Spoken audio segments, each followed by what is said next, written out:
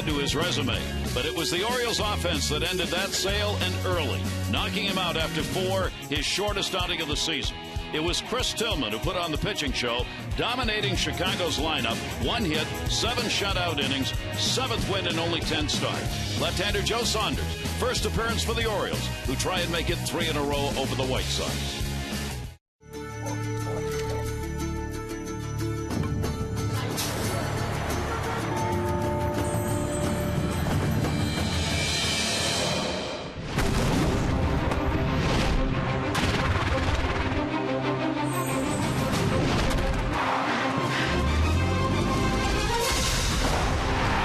It's the Orioles on Masson, and the homestand continues. A 4-game set against the White Sox, with the Orioles taking the first 2. The Yankees have lost their ball game today, and for the Orioles, if they can pick up another win, they'll only be 2.5 behind the division-leading New York Yankees.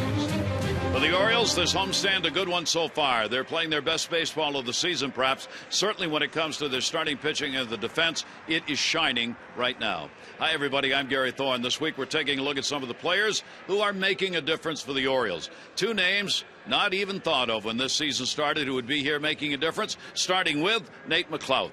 McLouth is getting it done. Nate McLouth was an all-star in 08. He won a Gold Glove in 08 with the Pittsburgh Pirates. Then a hernia problem kept him out last season. Pirates brought him back, then let him go. The Orioles picked him up, and what a difference he has made for this team.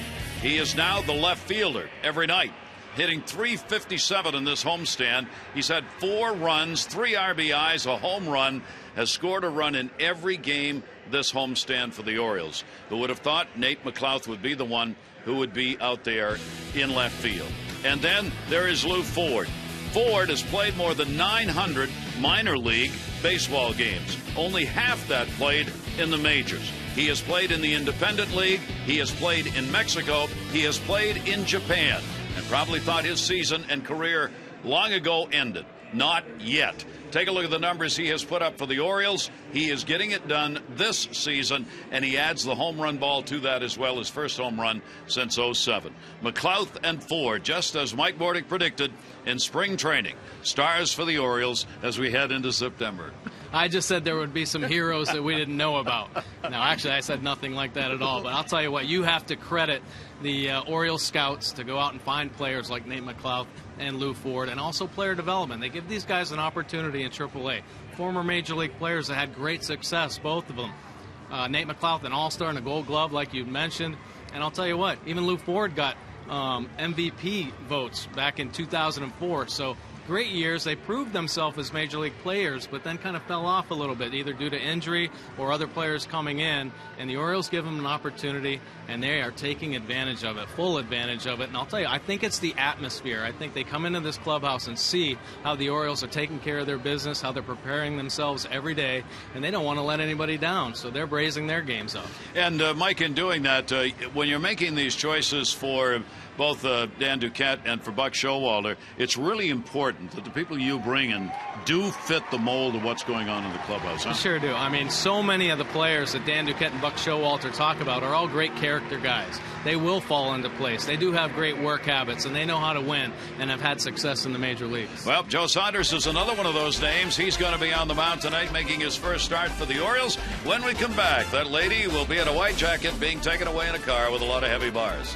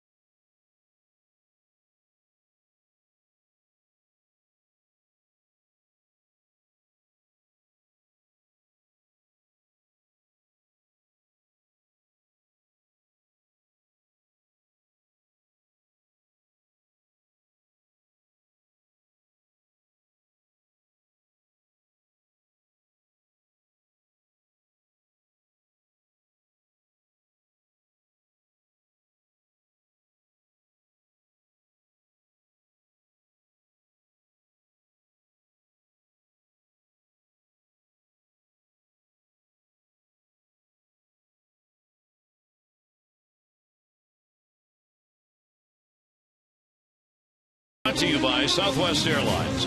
Find our fares online only at southwest.com. And by Jeep. Jeep and the unique brand of freedom you'll find only in the full line of Jeep vehicles. Visit Jeep.com to learn more. Just a gorgeous evening for this baseball game. Take a look at our train.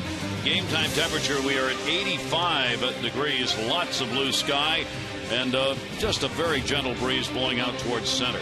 Visit Train.com for an independent train comfort specialist dealer near you. It's hard to stop at Train.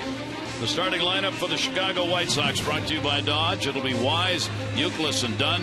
Konerko, Rios, Viciedo, Ramirez, Flowers will be in doing the catching, and Beckham. You see, for Wise since the All-Star break, real good addition to this White Sox team. See your authorized Dodge dealer and experience a world of performance, design, and fuel efficiency. Schedule a test drive or go to Dodge.com and check out their powerful lineup. And here's the scouting report tonight on Joe Saunders. He is a veteran lefty, and that's why Dan Duquette brought him over here. Successful record, too, 75 and 62 in his career. And he's back in the American League, where he has had even more success, a .630 winning percentage. Spent 5 years with the Angels, then over to the Diamondbacks. So good to have him back in the American League, where he's had a lot of success, and he's done it with a good mix. Obviously, that veteran pitcher knows what to do with his pitches. Fastball right around 90 miles an hour. Curveball and a nice changeup, induce a lot of contact and some ground balls. There are the numbers on this season. A few more hits than innings pitched. The walk strikeout ratio, not a bad one. And left-handers haven't done much against him. Righties, on the other hand, you see, have hit the 17 home runs. So here's the lefty to start it off. DeWayne Wise in the leadoff spot has had a 1 for 8 in this series. And that'll be taken down the line in left field for a base hit. McLeod going over to cut it off. Wise, a leadoff single.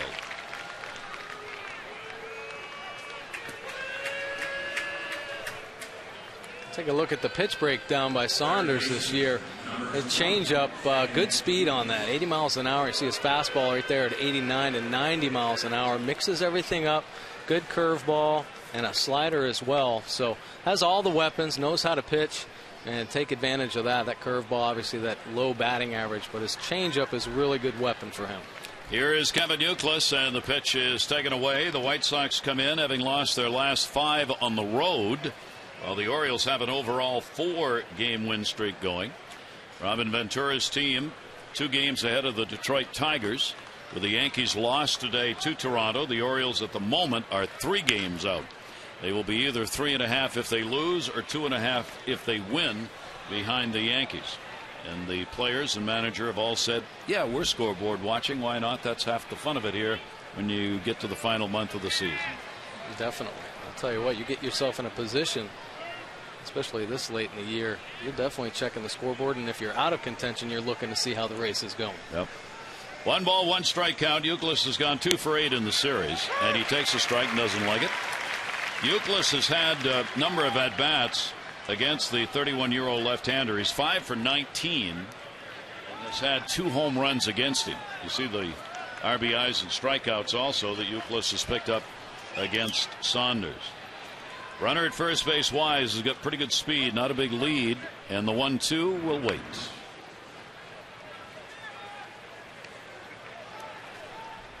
White Sox wanted to do some running in this series. 1, they've had a hard time getting people on base, and 2, they've had Wieters behind the plate, making it difficult to try and pick up that stolen base. Wise 10 out of 11, not running, in the air, center field. Going back is Jones, back of the wall, Adam Jones, and he's got it. The wall is 410 away. That was 408. Yeah, that's about as far as you can hit it without it going out of the ballpark. And here's a look at the Orioles defense tonight. Nate McLeod over in left field, Adam Jones in center, Markakis in right, Machado back at third base, Hardy and Quintanilla up the middle, Mark Reynolds at first, and Matt Wieters doing the catching. So a runner remains at first base now with 1 away, and here's Adam Dunn. For Dunn against the left-handers this season. He's had a struggle with the average overall. 195 off lefties, 210 off righties. It's all about the home runs and the RBIs. Throw over as Reynolds was coming off the bag. Take a look at the numbers. The old school slugger in him, Adam Dunn.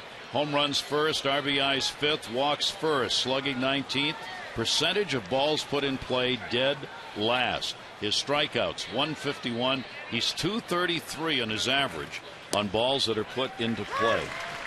Yeah. Those are amazing numbers. It really is. I mean, he's up there to do one thing, and that's just to hit as far as he can. Yep.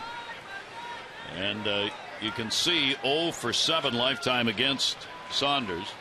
Dunn has had 14 home runs off left-handers, 24 off right-handers, leads the majors in homers. Runner goes, showed bunt, Wieters from his knees. Oh, mercy!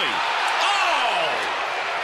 A great throw that looked like it was there in time, but Wise apparently got his hands in as Tim McClellan, the second base umpire, signaled safe. Wow, great jump by Wise, but even more impressive throw by Matt Wieters from his knees. Take a look at it right here. Man, that's Benito Santiago-like. Puts it right on the money, and I just think that's a bad call by Tim McClellan out there at second base. Boy, that was a great throw and a look back. So Wise is 11 out of 12 in stolen bases. There's a look. And right there, you call him out. The ball was there, but he never touched it. Yeah, looked like his hand might have got in there. That ball, or the glove, drug across the ground. Yep. He put the glove down, thought he was going to hit the runner, and watch. Instead, he hit the ground. Still too close. You got to reward Matt Wieters for that throw. I don't care who you are. McClellan's not in the business of rewarding. Oh, my. Tim had it right. I mean, that was a right call. 1 ball, 2 strike count. Oftentimes, though, you'll get that call if you're the defense because the ball beats the runner. Yeah, right. And oftentimes that's enough, but McClellan stayed with it, and the hand got in, and Wise got there before the tag put on. 2 ball, 2 strike count now on Adam Dunn. Dunn 2 for 7 in the series.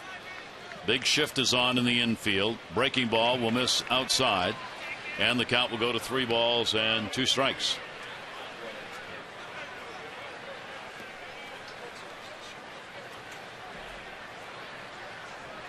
Orioles have been able to jump out on the White Sox in this series, even in the first game that was tight, and then come back later in the ball game to win it. 3-2 delivery. Dunn takes it, and he's on with another walk. He leads everybody in free passes. So runners on at first and second base does set up the possibility of the double play here. And Paul Konerko coming to the plate. For Dunn, that's going to be walk number 91. Zobrist behind him at 77 to start the day as second. So Dunn way on top in those free passes. Konerko 1 for 7 in the series, 4th leading average in the American League. And he'll go after the first pitch and foul it back. Konerko's having a nice year offensively, but he is a double play candidate. He hasn't been running too well this series. Not at all. No. He has been extremely slow. If they can get the ground ball here, if Saunders can do that, got a pretty good chance of getting the double play. Konerko has hit into 12 ground ball double plays. The 0-1 delivery to him. Saunders will miss away with it, and a 1 ball 1 strike count. 2 on, 1 down, first inning. Orioles have the big edge on the White Sox now in this series, having won 5 and lost only 1, with 2 more left to go in it. Here's the 1-1 delivery. Breaking ball will be taken up high, and it goes to 2-1. All right, you're judging Saunders as a hitter. You've watched him for 3 batters. What do you see?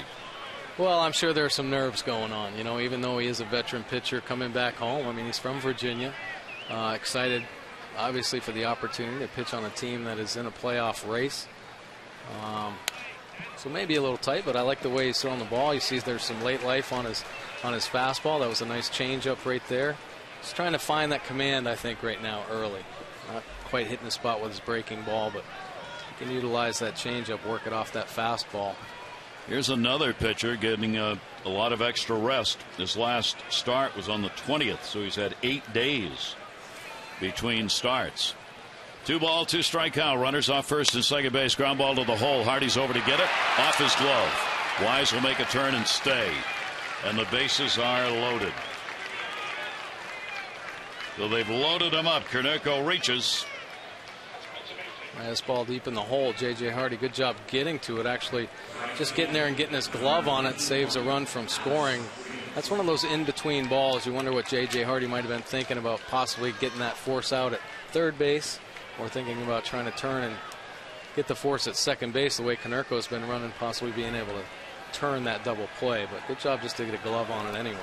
Now Rios, the infield, will stay back trying to get the double play. Bases loaded.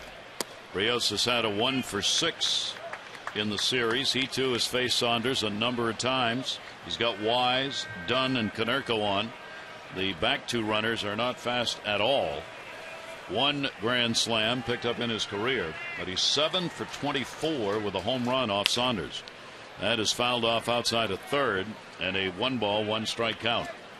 That was a base hit, by the way, for Konerko. Saunders in a tough first inning here in his debut with the Orioles. Rios hitting .276 off lefties. Here's the 1-1. Rios pumps it into the gap in right center field. That will score Wise. It will also score Dunn. Throw coming to second. Cut off and in with a double. Rios and 2 RBIs, and the White Sox grab a 2-0 lead.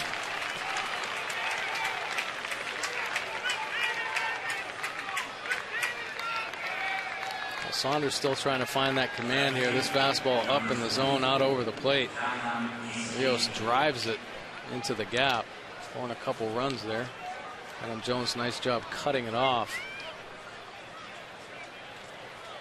So Rios gets it done. Our Nissan pitch track. Get to Nissan Summer 7 days. The event ends September 4. Visit ChooseNissan.com. Hurry into your local Nissan dealer. A big first inning already. And now here's Visaedo with 2 in scoring position. He will pop that one up. First base. Reynolds foul territory. Big out. 2 down. Well, that was a big out, and you don't really want to wake up these White Sox bats. Chen and Tillman did a nice job of quieting them. They've gotten off to a nice start here in the early going of this ball game. Talked about their 5-game losing streak on the road.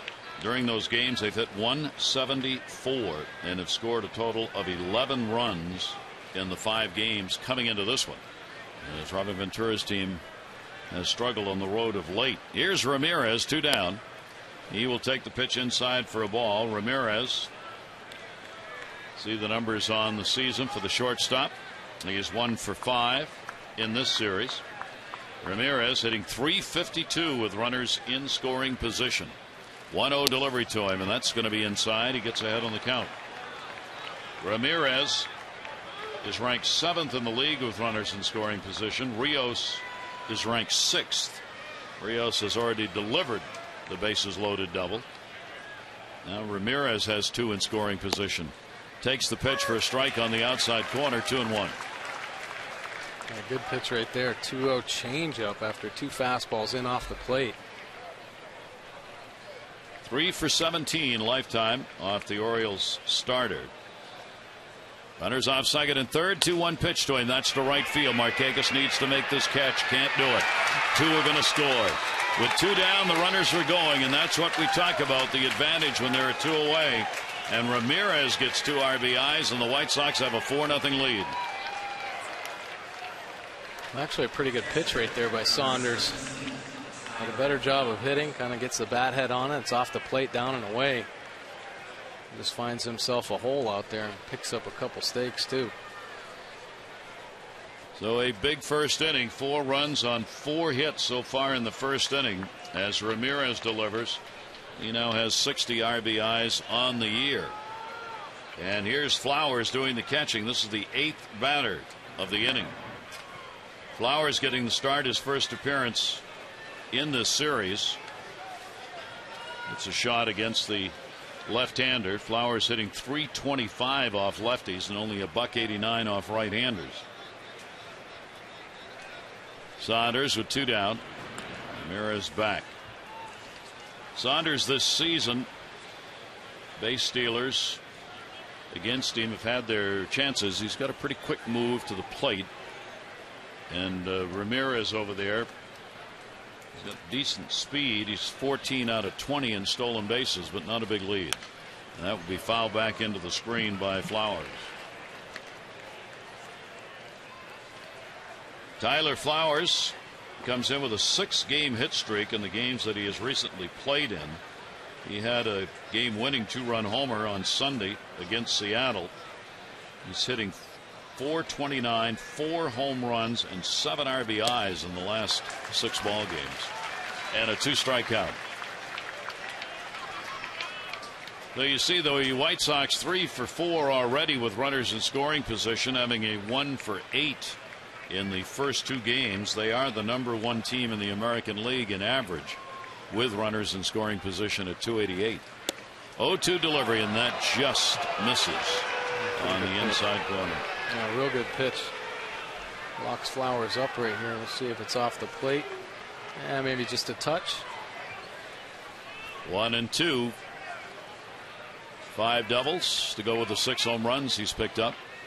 Ramirez short lead at first still. 1-2 delivery, and that'll be fouled the other way. I mentioned, Mike said, Saunders coming back home, a graduate of West Springfield High School in Virginia, went to Virginia Tech. He pitched for the Hokies, went 27-7 in his college days. He's got a few ducats that are out for this ball game tonight. There's a lot of family and friends on hand. Springfield on the other side of D.C. 1-2 delivery, and again foul back into the screen, and a long first inning for him at 30 pitches. It sure is. And I'll tell you what, though, what's going to be interesting how this game unfolds is just, Matt Wieters, this is the first time he's caught him, obviously, knowing what he's got, what pitches are working. I think here in the early going, Joe, some nerves, leaving some pitches out over the plate. But trust me, Matt Wieters will settle him down and find out what's working. That one worked. Flowers goes down swinging, but for the White Sox, they will pick up 4 runs. They do it on 4 hits and leave a runner on. Orioles coming up.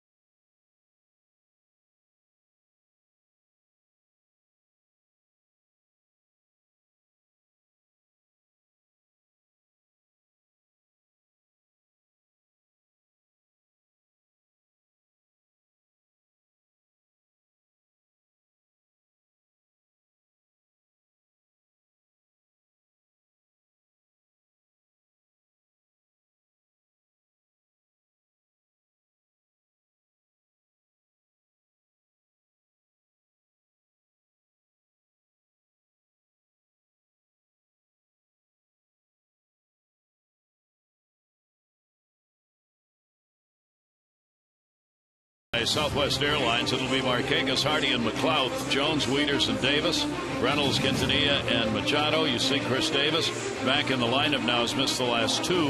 He's been on a home run tear since the All-Star break. And here's the scouting report tonight on Dylan Axelrod. He is better on the road. He's made 10 appearances this year, 5 at home with an earned run average of 8.83. But on the road, much better. He's 1-1 with a 3.00 earned run average. He has success by exploiting hitters' impatience. He doesn't have anything that's overpowering. Tries to induce that weak contact, get guys to swing at his pitches. He'll show them over the plate and then nibble on the edges and slide on. He loves his sliders. Both lefties and righties are going to see a heavy dose of his slider. About 50% he throws to both the lefties and the right-handed hitters. So Dylan Axelrod called up to make the start. Jake Peavy apparently has had an eye irritation problem. Was treated here in Baltimore for it. Originally scheduled to pitch today, now has been moved back to the Detroit series, and Axelrod promoted again. That ball to the gap in left center. Nick Markakis. That'll be cut off by Wise, and Markakis has got a 4-game hit streak, leading it off. First pitch single. We'll take a look at the White Sox defense tonight. Viciedo back in left field, Weiss in center, Rios over in right field, Youkilis and Konerko on the corners, Ramirez and Beckham up the middle, and Flowers getting the start for AJ Pierzynski, who's in a little bit of a slump with 0 for 14. So J.J. Hardy will stand in. Hardy's got a 7-game hit streak, 2 for 8 in the first 2 games of this series. And will take the pitch, and it is in there for a strike. Axelrod up and down with the team as a starter, 1-2 with a 4.99 ERA in 9 career starts. He's worked both out of the bullpen and in relief. This is his 7th start, 11th appearance of this season with the White Sox. 27 years old. Hardy on the cut and will foul it off. Look at J.J. Hardy, his power increase. July, boy, he scuffled through that month, just hitting 184, low slugging percentage, and 21% extra base hits. But he's picked it up in August. Really been a key to the Orioles' success here. 272 and every power number up. Hardy will take the pitch down low, stopped by Flowers, and a 1-ball 2-strike count on J.J. Hardy. There you see during the streak hitting 345. He's had 5 RBIs, continuing it with a hit in each of the first 2 games of this series. Short lead at first base. 1-2 delivery. Hardy puts it up in the air behind second. Shortstop back Ramirez, and he's got it. Hardy retired for the first out of the inning.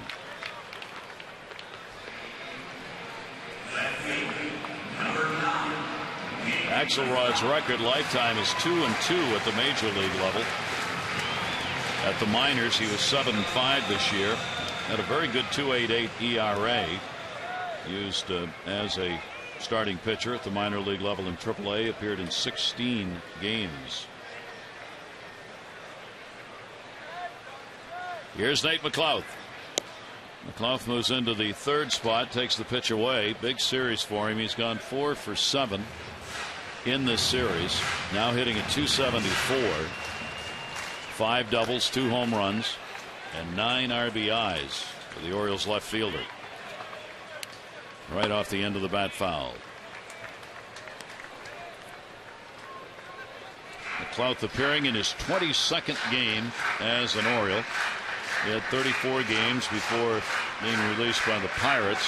Hit only 140. Did not have a home run, 2 RBIs in those games. Had only 57 at bats with the Pirates.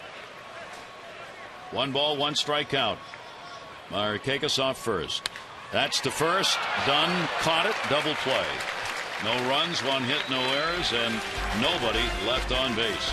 So McLouth a little soft liner, and Konerko, who's just coming off the bag, had an easy 2.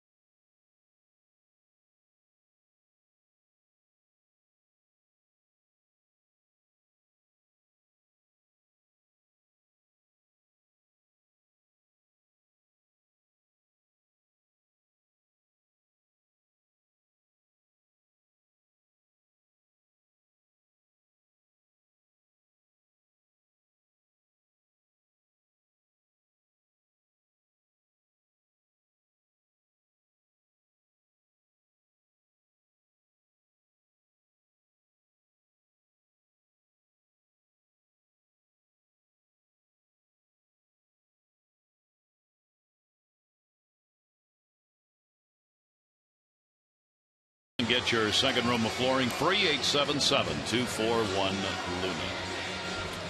Just a gorgeous night. Only a couple of very thin clouds floating around. Lots of blue sky. It's been a gorgeous day here in Baltimore. Saunders goes to work against Beckham, the number 9 hitter. And Beckham takes the breaking ball for a ball. Beckham 1 for 7 lifetime off Saunders and 1 for 7 in this series. 1-0 delivery.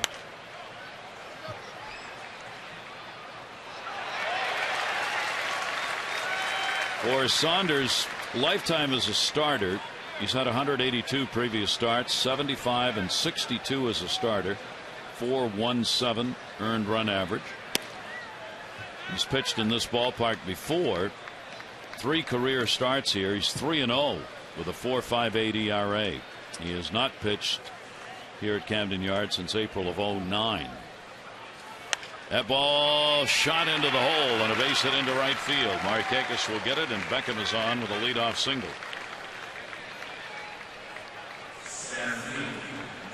Take a look at Joe Saunders. He is an American League kind of guy. A lot of success just this year versus the American League. That 3 starts and pretty good record. Earned run average 3.0. And then the career at Camden Yards 4.58. But a lot of success against the American League, especially this year in the interleague play. But boy, when he was with the Angels, he was a pretty dominant pitcher. He never won 20 games, but won 17 and 16 games. So pretty good arm and knows how to win ball games and keep his team close. Right now, the Orioles hope he settles in a little bit and can get deeper into this ball game. He's back to the top of the order now. Wise started that first inning out with a base hit. In at third base, Manny Machado, recognizing his speed, grounded down to first, going to go for 2. There's one, Relay Hardy, and they got the double play. 3-6-3 on that one. Well, that's how you do it right there. Nice job by Saunders inducing that ground ball. Mark Reynolds, really nice play as well. Quick feed over to J.J. Hardy. You see him step up. That's a big play right there. Clears his body, creates a lane. There's J.J. Hardy with the quick, accurate throw to finish off that double play. It's only the second double play grounded into by Wise in the 72 games in which he has appeared with the White Sox. So 2 down, bases empty. Here's Euclid, who flied out to center field his first time up. And the off-speed delivery is going to catch the outside corner. Count will go to 0-2. If he can get Euclid out of there, that could go a long way to keeping him in the ball game for a while. Here's the 0-2 pitch. I'm talking about pitch count here, since he's had to throw a lot facing 8 batters in that first inning. Fastball about 92 miles an hour in that last one, and 40 pitches thrown so far. Here's the 1-2 delivered to Euclid, and he'll take the pitch, and it is down low for a ball. 2-2.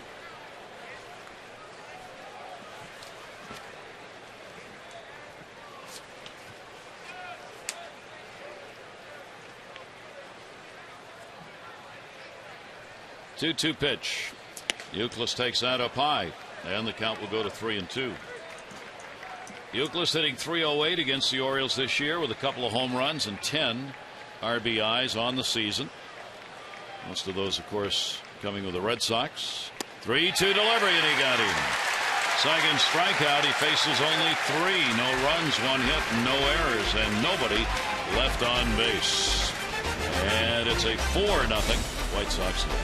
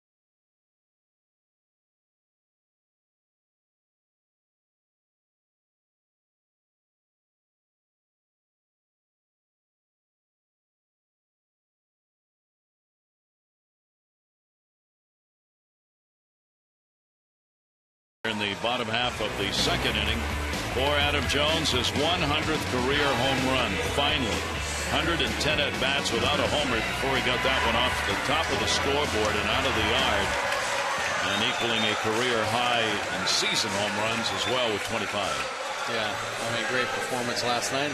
He's actually been scuffling a little bit with that long ball. Had the longest drought of his career. Busted out, and hopefully that gets him hot and he can get back on a little home run tear here in the last month of the season. Kind of relax a little bit. I mean, you're never going to hear a player say, I was looking for that, but the at-bats he's taken of late, he was really wrapping that bat around his shoulders, trying to drive the ball and get that 100 home run.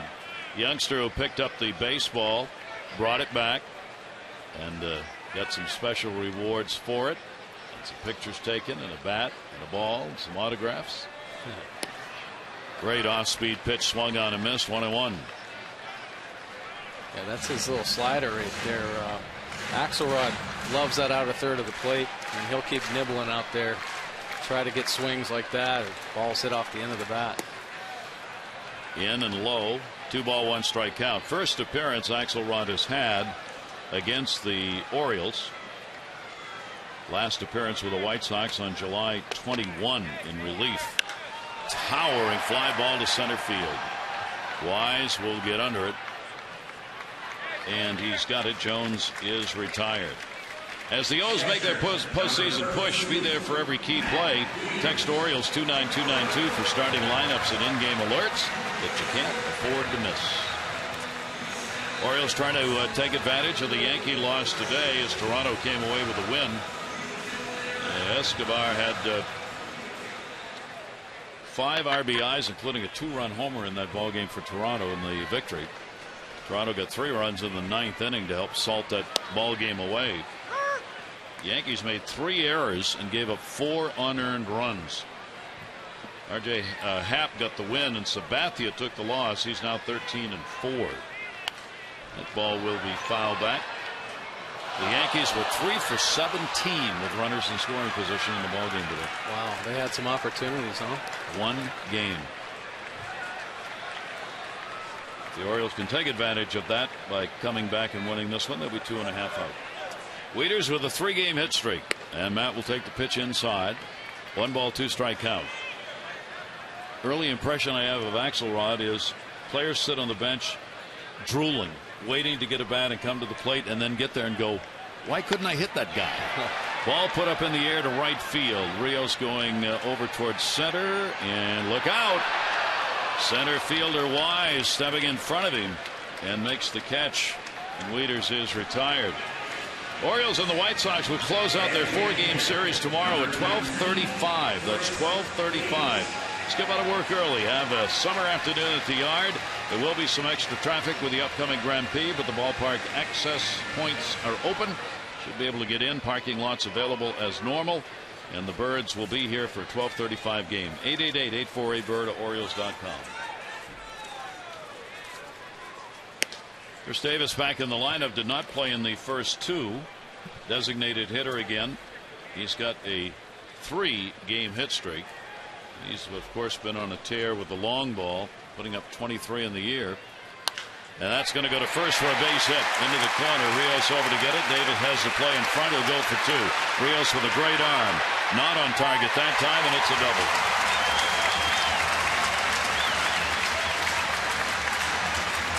Nice swing right there by Chris Davis. Boy, I think anytime he hits the ball, I mean, obviously there's a chance that it can go a long ways, but this one, he just chops down on that low sinker and drives it down the line. Hits it so hard it would have been a really close play. Of course, with Rios' strong arm, Davis is saying, oh my. Just a little offline, gets in there safely. So a double, and the Orioles have their second hit of the ball game. Now going for the 2-out RBI will be Mark Reynolds. Reynolds has a 1 for 5 in this series, and he will take the pitch on the outside corner for a strike. Well, the Orioles looking to get one back right now. Reynolds sitting 274 with runners in scoring position. 0-1 delivery. He'll take it. 1-1. He does throw up some tantalizing pitches, at least early here. They're just that far off the mark. Sure. Make you lean. Yeah, that's his game. I mean, nothing overpowering. He doesn't overthrow at all. He just wants to kind of show you the ball and say, hey, look how big it looks, and get you to reach out there and try to hit it. Here's the 1-1 delivery to Reynolds. That's foul back as Reynolds took the big cut, and a 1-ball, 2-strike count. Yeah, that ball looked like a beach ball coming into Reynolds. Little change up, stayed up and out over the middle of the plate. Reynolds in the month of August hitting .271 with 4 home runs. It has been one of the better offensive months for Mark Reynolds when you look at the overall picture. 1-ball, 2-strike count. Davis, good lead off second base. Reynolds will take that one outside. Well, I just saw that slider right there from Axelrod, and sure enough, when he gets ahead with 2 strikes, that's his pitch. 42% of the time, hitters are going to see sliders, and that goes with lefties and righties. He tries to cut that in on them. Fastball usage at 35%, but slider is his pitch. 2-ball, 2-strike delivery, and Reynolds will take that outside. So the count goes to 3-2. Axelrod, 31 strikeouts in 38 innings at the major league level, 12 walks in that same time frame. The right-handers, 322 off him with 3 home runs. It's the left-handers who struggle against him. That's not by the book. That's the way it is. Yeah. He has that little fastball. He likes to work the outer part of the plate, and he'll mix his changeup in. He'll backdoor that slider too on lefties. Try to sweep it out around. Here's the 3-2 delivery and a check swing, and did he go? No. Reynolds gets the walk. Boy's been doing some of that lately. Mark Reynolds been very patient at the plate. First walk surrendered. Look at this check swing, and he sure enough holds up. Nice call by Brian Rumby down there. Reynolds will pick up his 57th walk of the year. The Orioles have runners on at first and second base with 2 down, and Quintanilla coming to the plate, the second baseman. Would he like to get one right now? He's 0 for his last 17. He was out early today, taking some early batting practice and trying to iron things out. 2 down. Quintanilla will take it, and it is there for a strike. Robert Andino came out yesterday for some early batting practice, and paid off for him. Had a real nice night at the plate. Quintanilla's loved Camden Yards. As Andino had a good ball game. Quintanilla's hitting .365 at home and a .118 on the road, and all 3 of his home runs have been here at this ballpark. 1-ball, 1-strike count. Good stop made by Flowers. Quintanilla, yet another one of those names that nobody dreamed would be playing for the Orioles come the end of August, much less contributing the way he has. 1-ball, 1-strike delivery to him. Quintanilla grounds it towards third. Going to go to second. Youkilis will get it to Beckham for the force out. No runs, 1 hit, no errors. 2 are left on base, and the White Sox with 4 in the first have a 4-0 lead.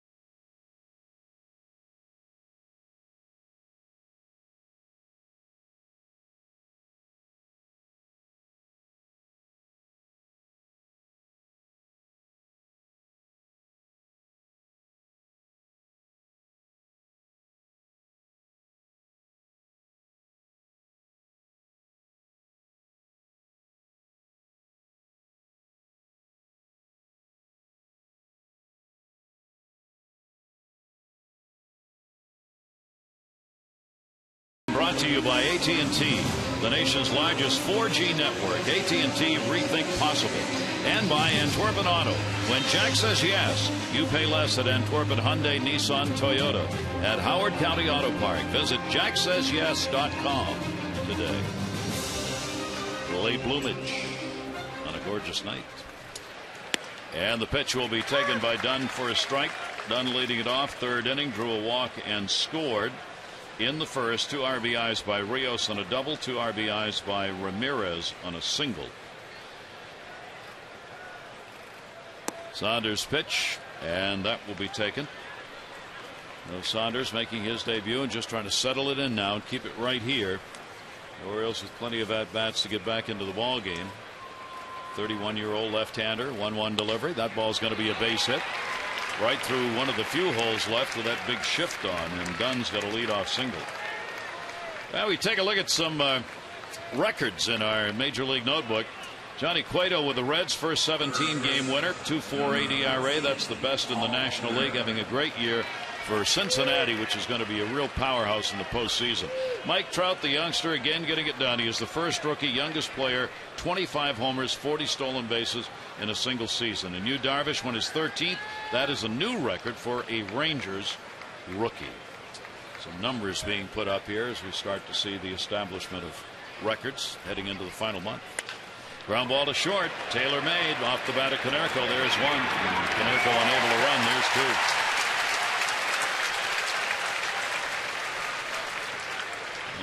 Second double play the Orioles have had. Maryland Lottery strike it rich contestant of the game, Linda Parrish.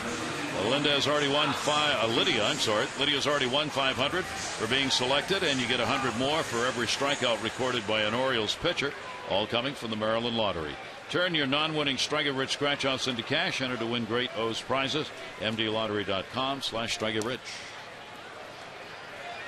Lydia. Tried to change her name. Didn't work. Here's Alex Rios. Rios a double. 2 RBIs and a run scored.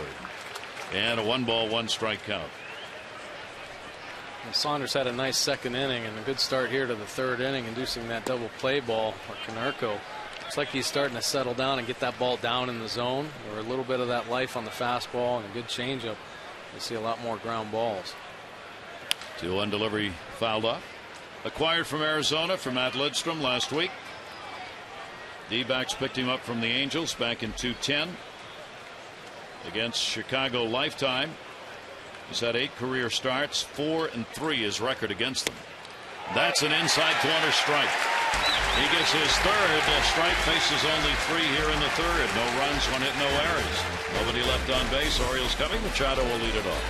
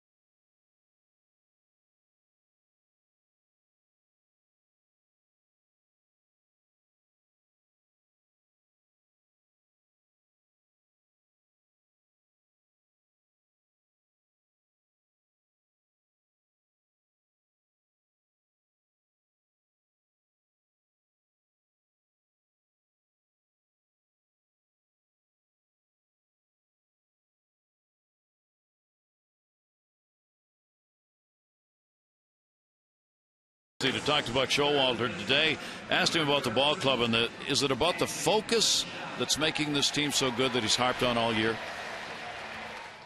It's about the players. You know, it's what they want to be about and what they want to accomplish. And it's been very obvious to me since the first day of spring training that this was a driven team, and they have a lot in common. The guys share a lot of common similarities where they are in their career, what they want to do, and they've had their nose bloodied a lot, and there's a quiet burn there that's fun to watch for me. Yeah, I like that stuff. Buck's got it. He knows his players for sure, but I think there was a great group of new players that came in, and then the players that had been here in the past really getting sick and tired of losing. So just a nice combination, and obviously some really good players having some good years. And with the mix of the depth that Dan Duquette and Buck put together over the offseason, really called on, we had mentioned Nate McLeod and Lou Ford, but so many people obviously contributing. Manny Machado quickly taking a couple of cuts here, and that pitch is going to be outside on the fastball from Axelrod, and a 1-ball 2-strike count. Wei-Yin Chen has led the Orioles on the left-hand side. Lou Ford on the right, who's come on with some power of late to help win ball games. 1-2 delivery. Machado takes it outside. 1 for 6 in the series for the Orioles third baseman. See the last 3 games with a 3 for 10 on the year with a .250 average. And he got him. So Axelrod will get his first strikeout. What away here in the 3rd inning. A little changeup down here, down and away. Actually, a little cutter, slider. He keeps going to that pitch with 2 strikes. Took a little off, had some late fade at the end. Axelrod got his first major league win last September, pitching against Toronto in a call-up. Goes here against the leadoff batter Nick Markakis, who singled his first time up. And Nick will take that one for a ball. Take a look at our Mercedes inside the numbers. Highest home batting average against any opponent career, .404. Markakis against the White Sox. Then the Mariners and Jays top 3 in that department. Brought to you by Mercedes-Benz, located on the web at mbusa.com. Axelrod with a walk and a strikeout so far. Markakis 2-0 delivery to him, and that's going to miss down low, and the count goes to 3-0. Axelrod pitched some college ball, University of California, Irvine, a berth in the '07 College World Series. He was part of that team.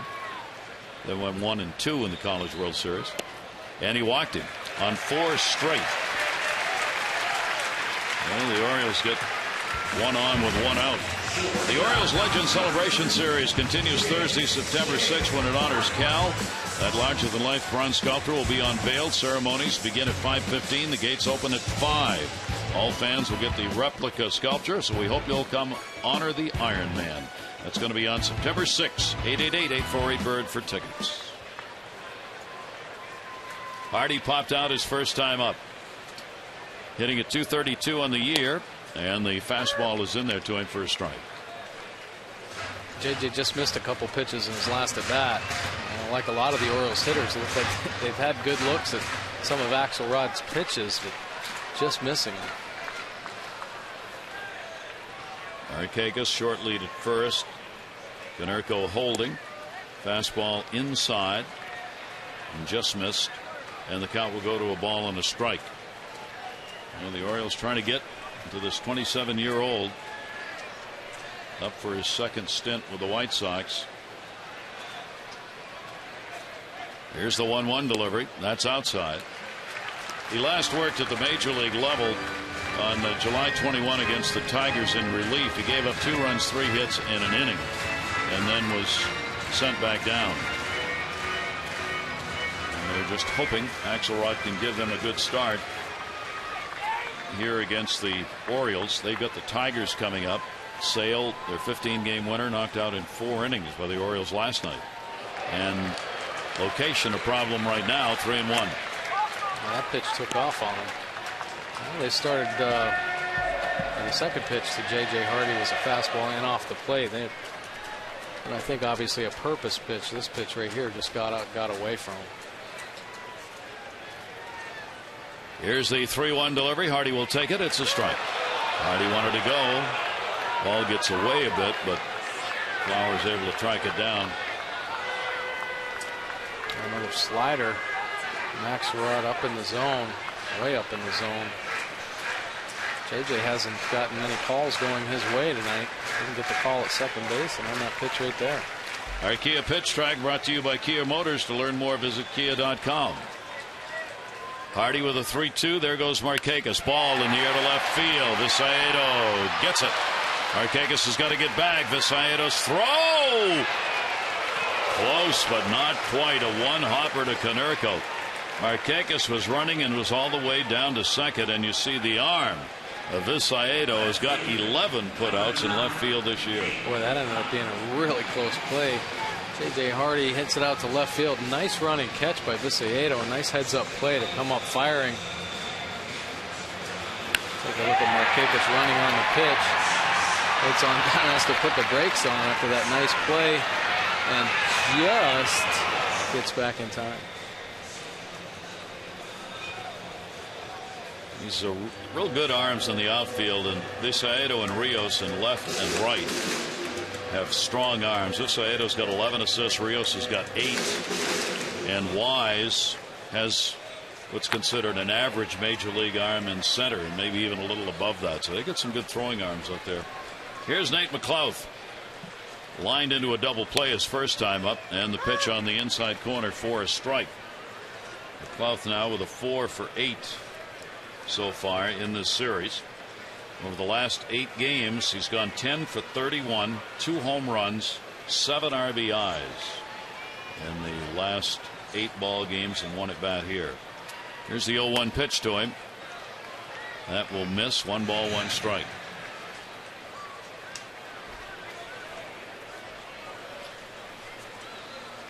Love looking down at third base. Not likely Markakis would take off here. Beckham, second baseman, playing in the outfield grass. Throw over, and we'll get him back to the bag.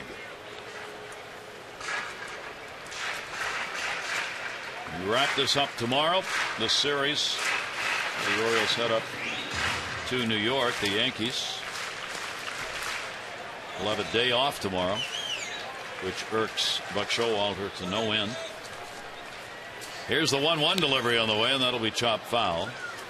Showalter was saying yesterday, how can it be? How can you schedule teams that are home to have a game off before the day before a team's coming in to play them? I mean, all managers would say that sort of thing because you go in against a rested team, right, and you're on the road. McLouth with a 1 ball, 2 strike count, and floated outside with that one, and the count will go to 2-2. It's about an 81 mile an hour, 80 mile an hour pitch he throws on that changeup, and his fastball's 89, 88. Yeah, nothing really overpowering, but he knows what he's doing out there. He's had great success in the minor leagues, really good numbers.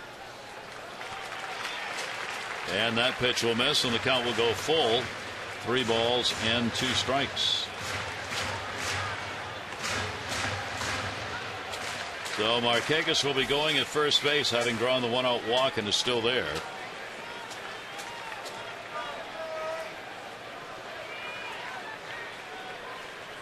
Konerko right behind Markakis will back off. Runner goes, and another walk. So 2 walks in the inning, 3 in the ball game, and the Orioles 2 on, 2 down. Good at bat right there by Nate McLouth, slaying off that 3-2 slider.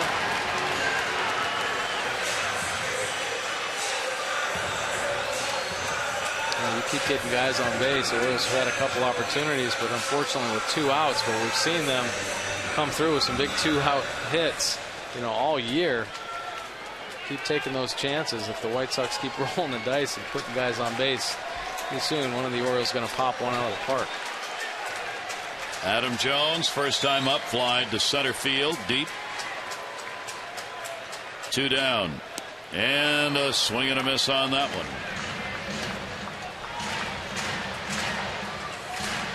Runners on at first and second base. Orioles looking for that hit that'll get them on the scoreboard and back into the ball game. trailing by a score of 4-0. And Jones will take the pitch down low for a ball.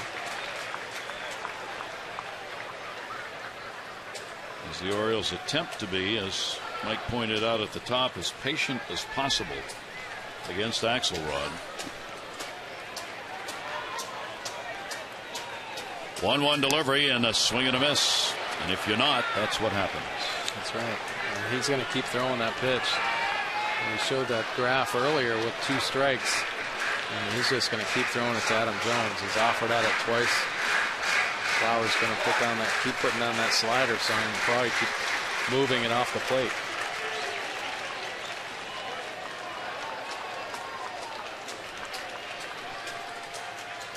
One ball, 2-strike delivery. And Jones goes down swinging. So Axelrod picks up the K, and the Orioles again will leave a couple on base as they did in the last half inning. It remains 4-0 White Sox.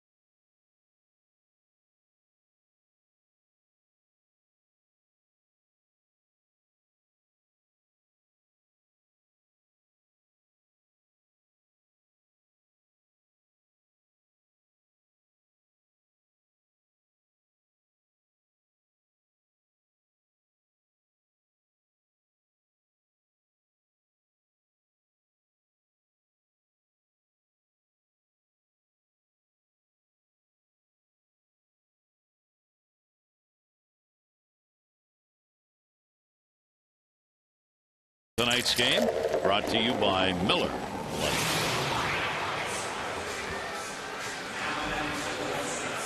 Closing in on the end of August, the Orioles have gone 16-8 this month. It's the most wins in any month so far this season. They won 15 in May, 16 so far this month, and part of that has been an 11-3 mark at home in the month of August. Visaedo up. He popped out his first time up. For the White Sox, 4 runs, 6 hits. The Orioles, no runs, 2 hits. Foul. Orioles have left 4, and the White Sox have left 1 through the first 3 innings of the ball game. Saunders making his debut with a walk and 3 strikeouts so far. Axelrod, 3 walks, 2 strikeouts for the White Sox. 1-1 delivery. Visaedo takes a strike in the outside corner. Nice pitch right there, where you can tell how smart Saunders is. He speeds up that bat, and boom, he isn't afraid to pitch inside. Visaedo hits a foul ball about 450 feet, and slow breaking ball comes right back in after that with a fastball. So he knows what he's doing. It's just about location, keeping it down in the zone. 2-2 delivered. That'll be up high. Leadoff man on with a single in the first inning, a single in the second, and a single in the third. Here's the 3-2 delivery, and fouled off in the off-speed pitch. Saunders has been a workhorse. He set a career mark last year with 212 innings, 33 starts. Finished up 12-8 in his last 25 after he'd lost the first 5. That is a foul ball. Visaedo will come back. And a 3-ball, 2-strike count.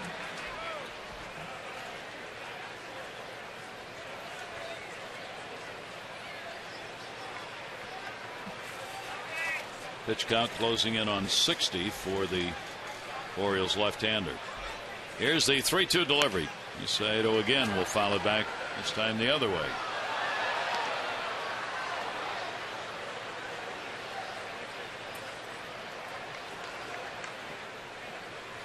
While Saunders is 31, he had a couple of seasons lost to shoulder injuries. That one in the air to left field. McLouth is there, and he's got it. Let's take a look at our AT&T Mobility Trivia Fact. The Orioles shut out the White Sox last night 6-0, giving up only 2 hits in that ball game. One off the starter, Tillman, one off the reliever, Brian Mattis.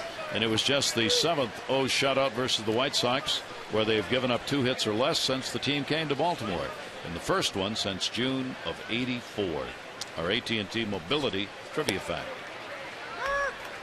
Ramirez, the 2 RBI single, his first time up. Brian Mattis, the left-hander, in the bullpen for the Orioles, and a solid performance in the ball game last night.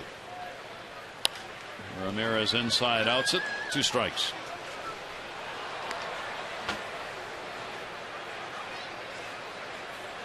Well, it seems to me after that first inning, him and Matt Wieters, Joe Saunders, and Matt Wieters getting on the same page and really working the ball in and out, utilizing that changeup. He had Viciedo that last at bat, threw him a 3-2 changeup and then busted him in with a fastball. So mixing up his pitches well. I think Wieters understands what Saunders wants to do now, and Saunders' command of all of his pitches and utilizing all of them very well. Here's the 1-2 delivery on the way, and that's going to be a base hit into right field. Reached up and poked that one into right, and Ramirez has a 2-for-2 ball game. That single with 1 down in the 4th inning. And we remind you, as the American League East and the wild card playoff races come down to the wire, Orioles are going to host the Rays for a big 3-game series September 11th through the 13th. Big showdown, Birds and the division rival Rays. Plenty of tickets for all 3, so back the Birds. Get to the yard, 888-848-BIRD, to go to Orioles.com. Here's Tyler Flowers, the catcher. Strikeout victim his first time up. And Flowers will take it away for a ball.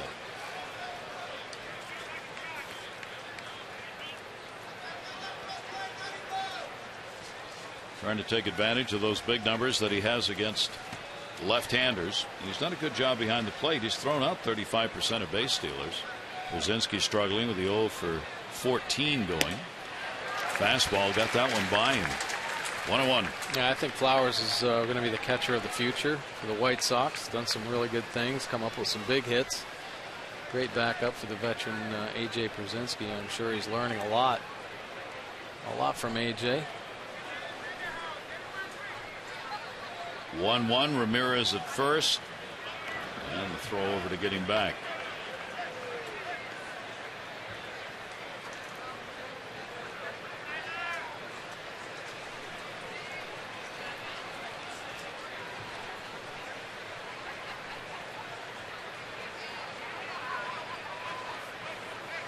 Here's the 1-1, and that ball he had to reach for and popped it up. Silo shot for Wieters. Watch that mask. Yeah. Ball came back on him, and Matt had dropped the helmet and mask and ended up stepping on them as he tried to make the catch. Well, that one was right up the elevator shaft. About as high as a pop-up you're going to see to a catcher. Flowers reaching out.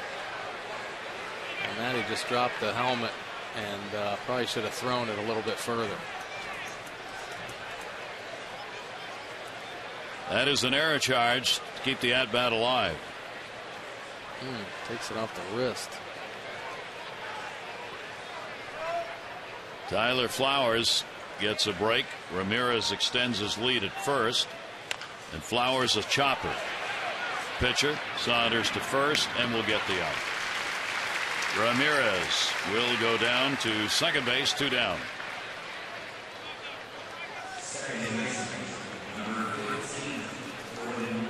That'll bring BECKHAM up. For young catchers, that first rule, and Matt knows it better than anybody, you hang on to the mask until you know where you think you know where the ball's coming, and then you really give it a heave. Sure. Just get it away from you. And Matt thought that ball was going to go back a little further, and it ended up coming back on him. 2 down. Here's Beckham. Beckham a single his first time up. Runner on at second base. Key out needed here. Beckham 257 with runners in scoring position. Better than his 229 overall average. There's Ramirez. He's got good speed on at second base. 7 hits for the White Sox now with that single by Ramirez this inning. 1-0. Beckham left field. McLeod got turned around, and that ball is off the wall. Ramirez will come in to score. The throw to second base is not going to be in time. Beckham's 2 for 2 and gets an RBI double, and the White Sox have a 5-0 lead.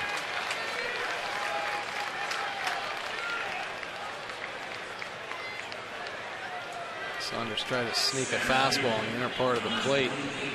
Beckham pretty good job of hitting here. Pulls his hands in, keeps him tight to his body, and drives that ball off the wall. A low line drive. 46th RBI of the season for Beckham.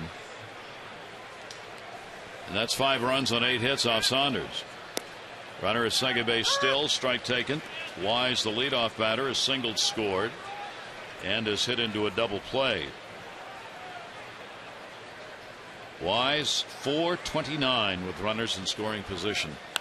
And a chopper this time towards second base. Quintanilla's got it.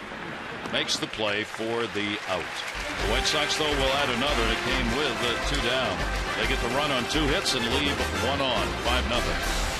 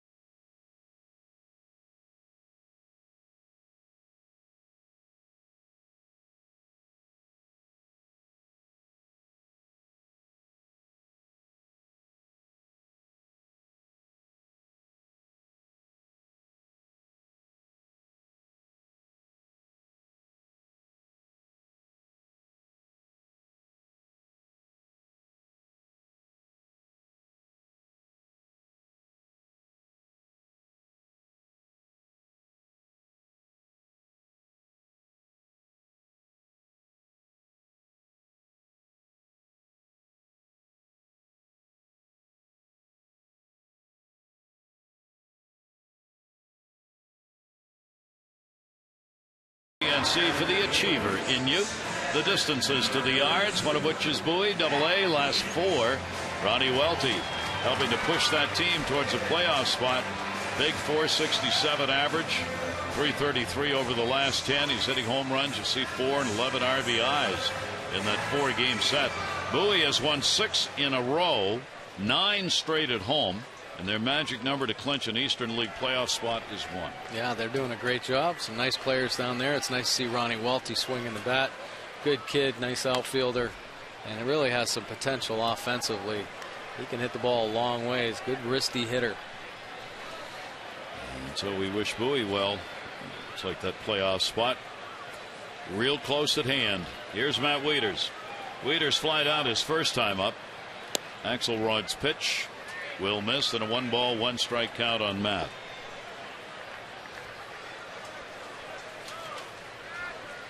'27-year-old right-hander making the emergency start, and that one drilled, but it's going to be a foul ball.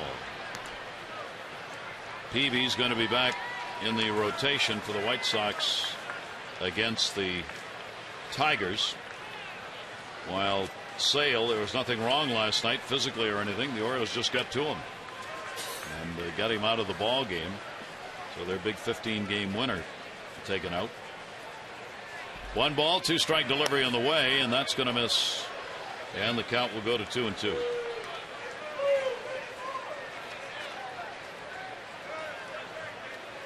Chris Sale right there.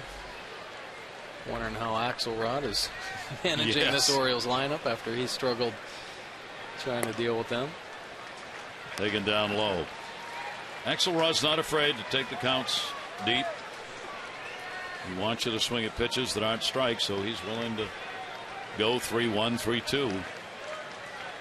Wieters, Davis, and Reynolds due up. And that's going to be a base hit. That'll take a roll into the corner. Rios with that big arm's got to go chase it down. He'll have no chance here, and that'll be a stand-up double for Wieters to lead off the fourth. Nice job of hitting by Matt Wieters. Axelrod kind of working those pitches down and in on him. Flowers sets up away. This ball comes back down and into that spot, and Wieters just drops the head on it, drives it down in the corner for an easy stand-up double. So the Orioles get the leadoff man on for the second time in 4 innings. Markakis had a single leading off the first. Now here's Chris Davis. The Orioles DH doubled his first time up.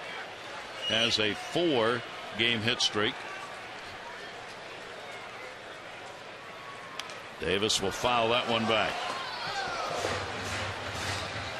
For Davis this season, he's picked up 6 hits and 16 at bats against the White Sox. No home runs and 1 RBI.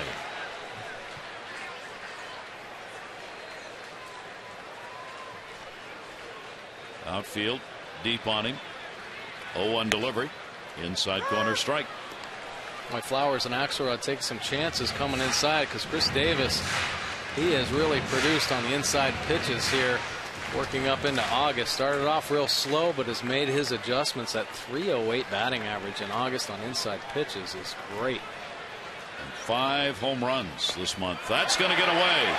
It hit him. So it hit him. Wieters will go back to second base. Davis is on, hit batter.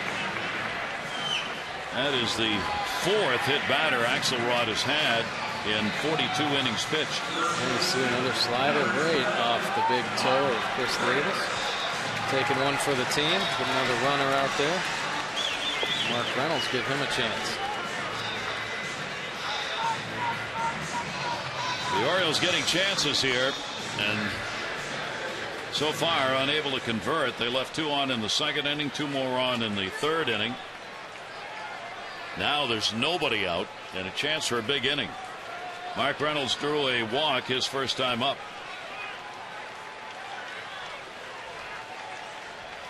Axelrod's delivery to him. Hit high in the air to center field. Wise going back. He's got room. Wieters will tag. Catch is made.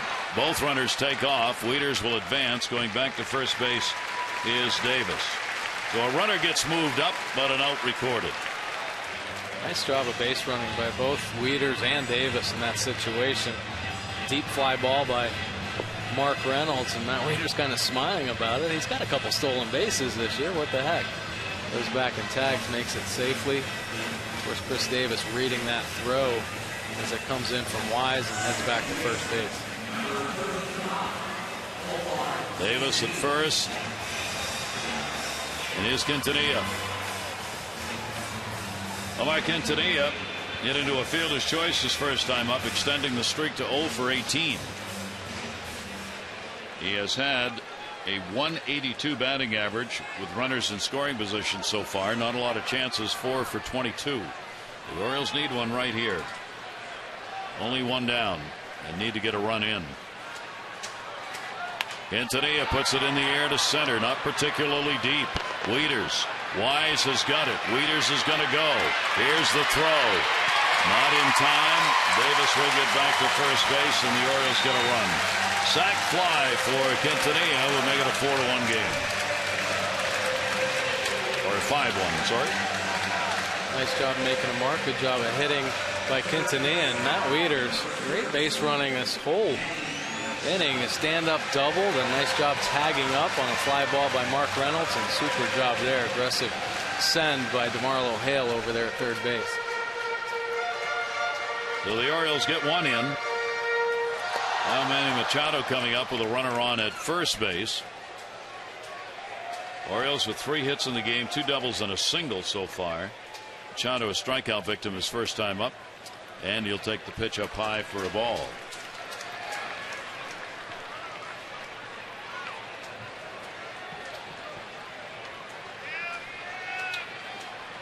Davis will be held by Konerko at first.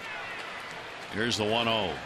Manny Machado in the cut. That's where Axelrod has gone to get him, keeping that ball down and away.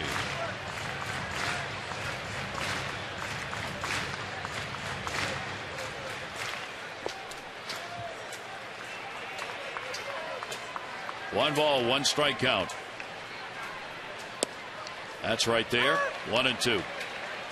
Well, you try to be patient. And that's what working on the outer part of the plate. Axelrod's been doing a nice job of a couple sliders back to back. Machado chases one. Machado in his mind is probably thinking, okay, he's going to come back with another slider. A nice comeback fastball catches the outside corner of the plate. Orioles still looking for their first hit tonight with a runner in scoring position. 4 chances have not been able to pick up that base hit, and they got the first 2 on here in this inning. Axelrod trying to hold it to 1 run. Machado will take it outside, and again a 3-ball 2-strike count. Does he care? No. He just keeps running it. Yeah, keeps nibbling, even with a 5-run lead, or now 4-run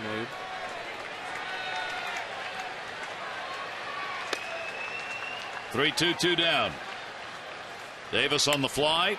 He'll come back as it's over the screen.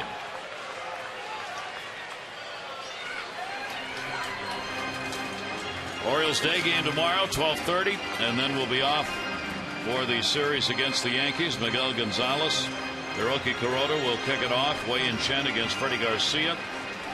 Day game Saturday, day game Sunday. The Orioles have not announced the starter for Sunday. David Phelps will be on the mound for the Yankees. Here's the 3-2 again. In the air, left field near the line. Visvaedo coming over in fair territory and will put it away. So the Orioles able to get one, but only one, on one hit with a base runner left on to make it a 5-1 ball game.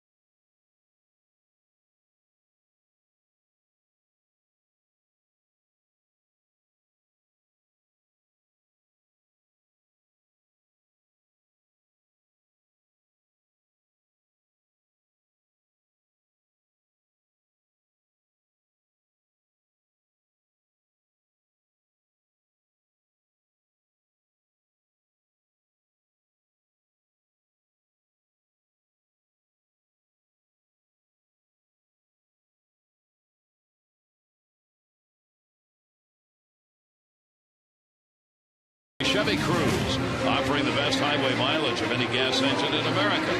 And by Chapin Davis Investments, celebrating 60 years of advising investors. Call Chapin Davis 800-222-3246. Gary Thorne and Mike Bordick and our great crew here at Camden Yards on this glorious baseball night. Joe Saunders, his debut for the Orioles, 4 runs in the first inning against him. Rios a 2 RBI double, Ramirez a 2 RBI single. Beckham got a double and an RBI in the 4th inning. Orioles back on the board, sac fly by Quintanilla in that last half inning. 5-1 game. Here's Kevin Youkilis. Youkilis 0 for 2. Strikeout, flied out, and will take the pitch away for a ball.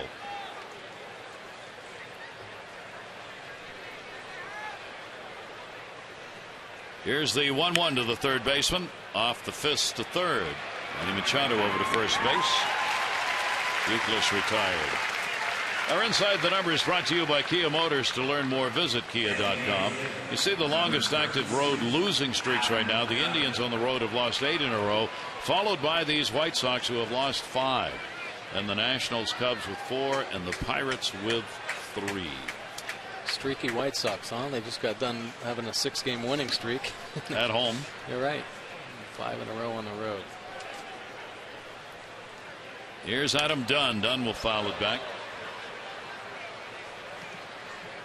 You remember the Pittsburgh Pirates, who are going to make a run at the Central. Nope. 9 games out. It's a long season. Here's the 0-1 delivery. Foul back again. Cincinnati Reds 79 wins on the year. They have the best record in the major leagues. They're 79-52. They've got a 7-game lead over the Cardinals now in the Central. Dunn, here's the 0-2 delivery to him. That'll be taken outside for a ball. 2 players on the White Sox who reached the magic 400 homer mark this year. Dunn, and before him Paul Konerko. Here's the 1-2 delivery. That's down low. They became the first 2 teammates ever to have their 400th home run in the same season. Konerko and Dunn.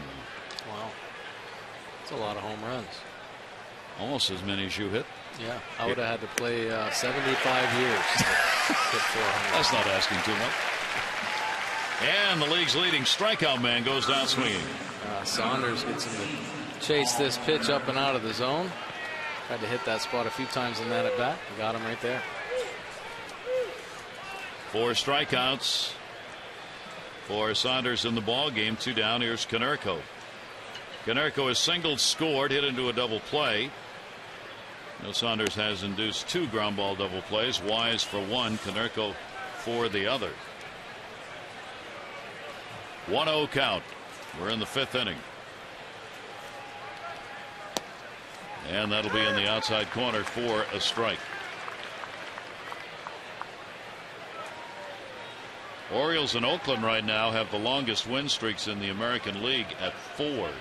Oakland trailing Texas though by 5.5.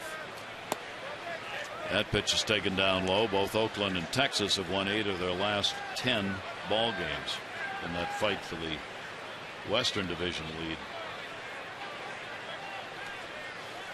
Here's the 2-1 delivery. Tried inside, missed with it. 3-1.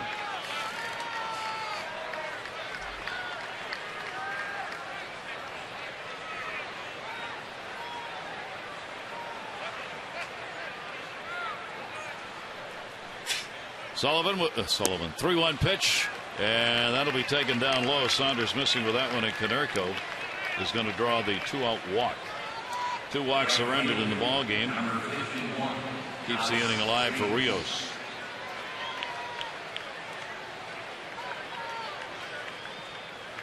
Marlo Hale adjusting things defensively here. Reynolds at first base. They're going to move him behind the runner.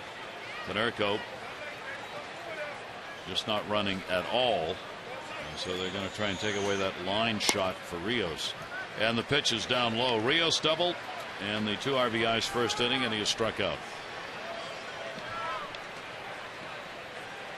Rios came in hitting .350 against the Orioles this year with 2 RBIs. Ground ball toward short. Hardy's got it. Force at second base. He'll go there to Quintanilla. No runs, no hits, no errors. 1 left on base. Orioles needing base runners and some runs as we go to the bottom half of the 5th inning. The White Sox on top.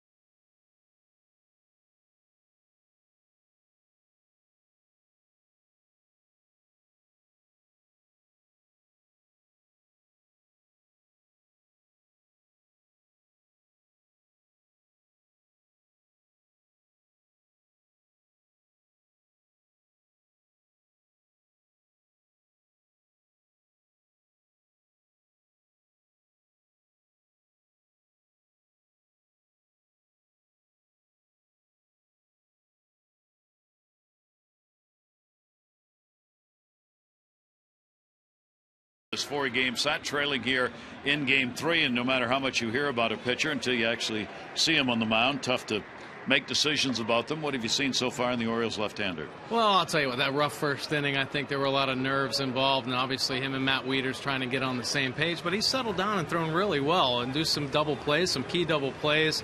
Just touched for one more run after giving up 4 in the first inning. He's very effective working that ball in and out. He's not afraid to throw his fastball on the inside part of the plate, and that changeup has been really useful for him. What about Axelrod on the other side? First time the Orioles have seen him. Boy, oh boy, just what we've been talking about, a nibbler. You know, he just tries to induce guys to swing, always just working the edges of the plate, but been pretty impressed with him. That nice slider, getting some guys to chase that, bringing that fastball back over. He's done a nice job. Him and Flowers work well together. So let's see if the Orioles can find a way to get to him. 27-year-old who has held the Orioles to a run on 3 hits so far. Orioles will get the top of the order to go at him. Nick Markakis has singled, drawn a walk, now has a 4-game hit streak. Nick is hitting at .295 on the season and goes after the first one. That'll be a strike. Leadoff spot number at .333 coming into the ball game. Has an OPS of .879 in the leadoff spot, and 28 runs scored and 23 driven in. 0-1 pitch to him. That'll be up high and a 1-ball 1-strike count.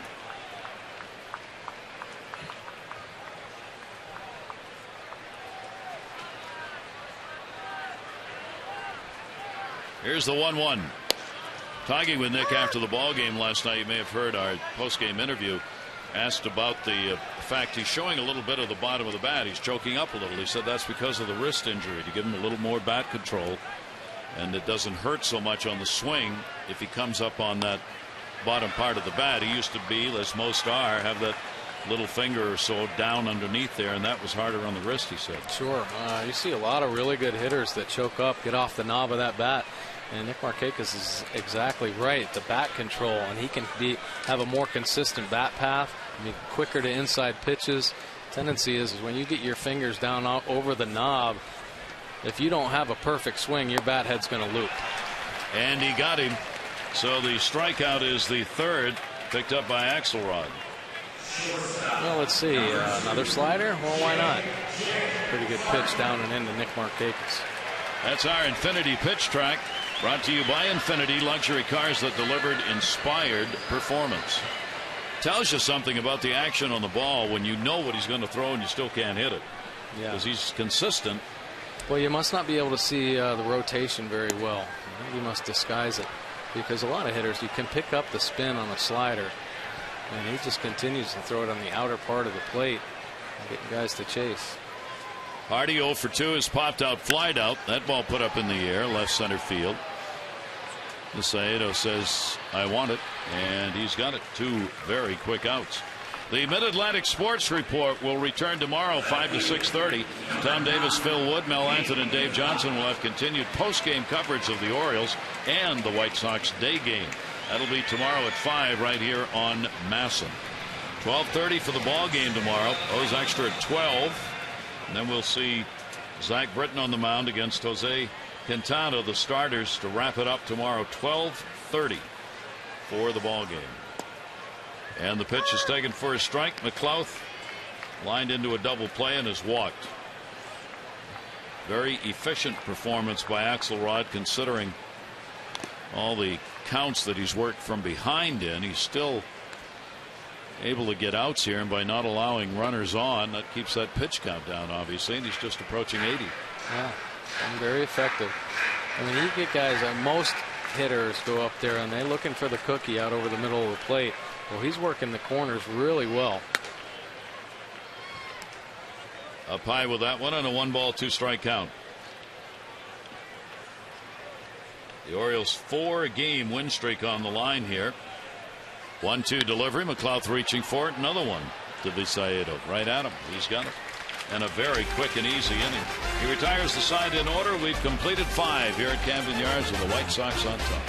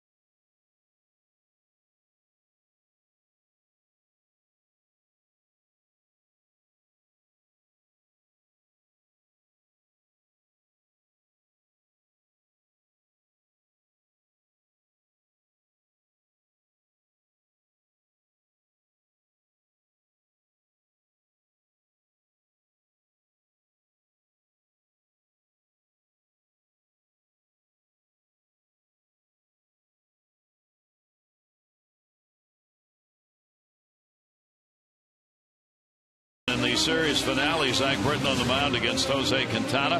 Our coverage on MASN HD 12 with O's Extra presented by Jeep, followed by our game coverage at 12:30. All the access you need right here on MASN. That should be a good matchup tomorrow. Quintana having a pretty good year. Look at that low ERA of 2.86, and Zach Britton really rebounded. A couple rough starts, but his last 2 starts been really good. So finding command of that fastball, able to execute his pitches. And the White Sox will bat here in the 6th inning. The White Sox coming in .500 against left-handed starters. They are 19-19. They've got the 5-1 lead here.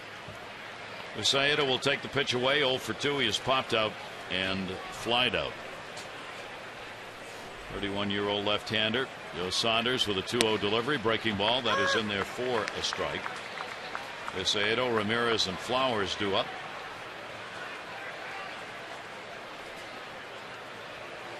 The 2-1 slapped in the air to left center. Jones coming. That's going to be a base hit. Usaeda is on. That's a leadoff single here in the 6th inning. For Saunders, this is about coming back to home country. He said, I remember coming to the games and walking on Utah Street, going to the left field bleachers, trying to catch home runs. It's pretty surreal now that I'm playing for this ball club. As we said, he grew up in West Springfield, outside of D.C., Springfield, Virginia. He's got a lot of family and friends on hand for the ball game tonight. Yeah, that's pretty exciting for him for sure. Orioles bullpen stirring. ALEXEI Ramirez, big night. 2 for 2, 2 RBIs and a run scored. He'll take the strike on the outside corner. Ramirez too hitting well against the Orioles. He came in with a .333 average this year. 4 RBIs against the O's, and he's added 2 in the RBI column in this game. Some clutch hits. I mean, that's a lot of RBIs right there coming out of the 7 hole. And, you know, not many home runs either. Still 60 RBIs. Yeah. First warm-up action we've seen for either team. Kevin Gregg in the bullpen.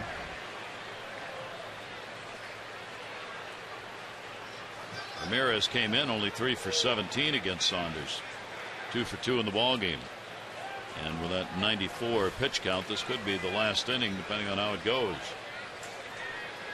0-2 count. Usaeda on at first base. In the dirt, Wieters blocks it. And a 1-ball, 2-strike count. Well, the White Sox doing a whole lot better offensively than they had done in those previous 5 on the road that they lost. They scored only 11 runs in those 5 games. They've scored 5 so far in this one. 1-2 delivery and a chopper to third foul.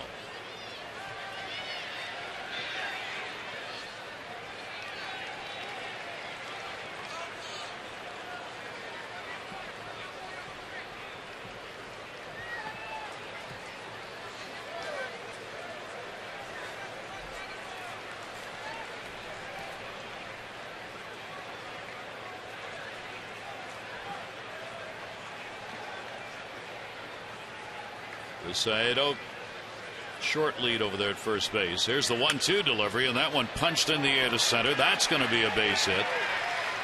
Jones will hold the runner at second base.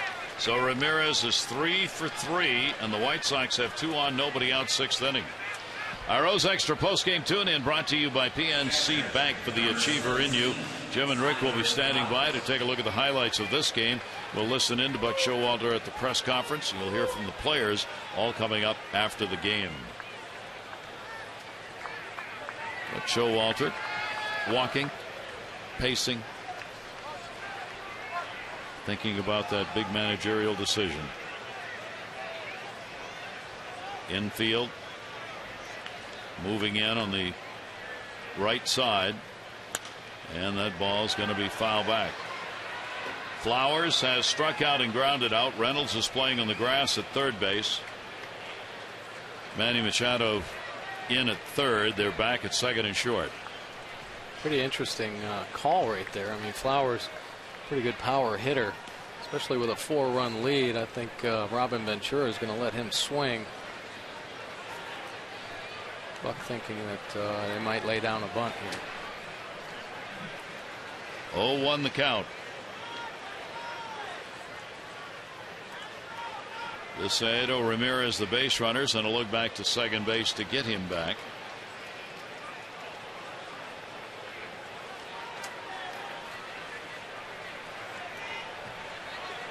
Flowers this season just 150 with runners in scoring position.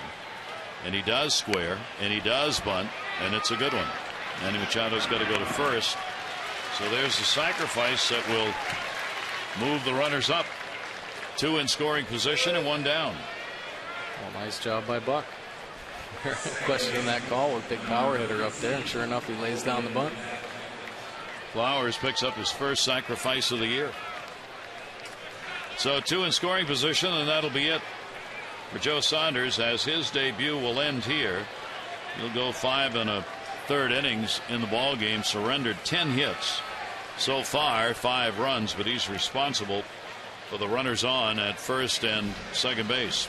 And the left-hander will leave and hope the bullpen can keep it right where it's at, as it's a 5-1 Sox lead.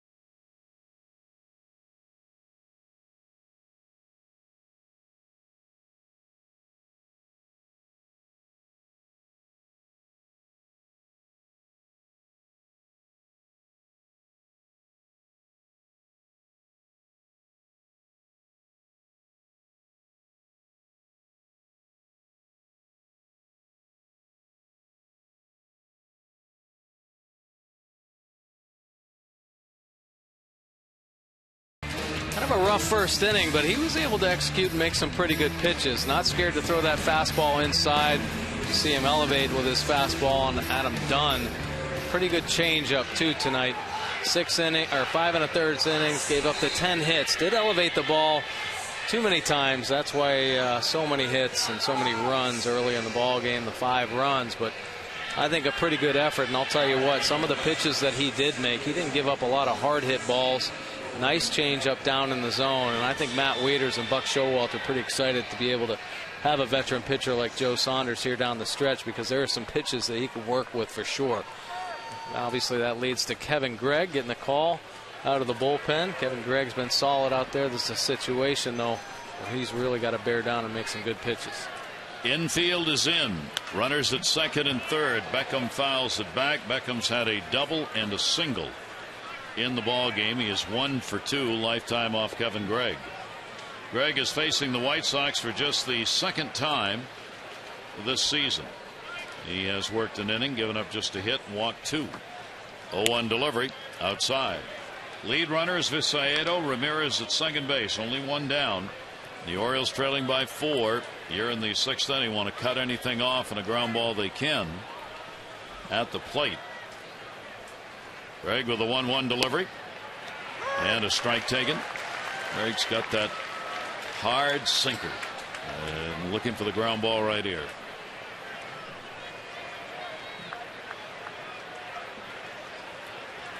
Beckham's had 3 hits now in this series, 3 for 9. Here's the 1-2 outside. Wieters stretches out to get it. 2-2. He'd like to get a strikeout here, get ahead.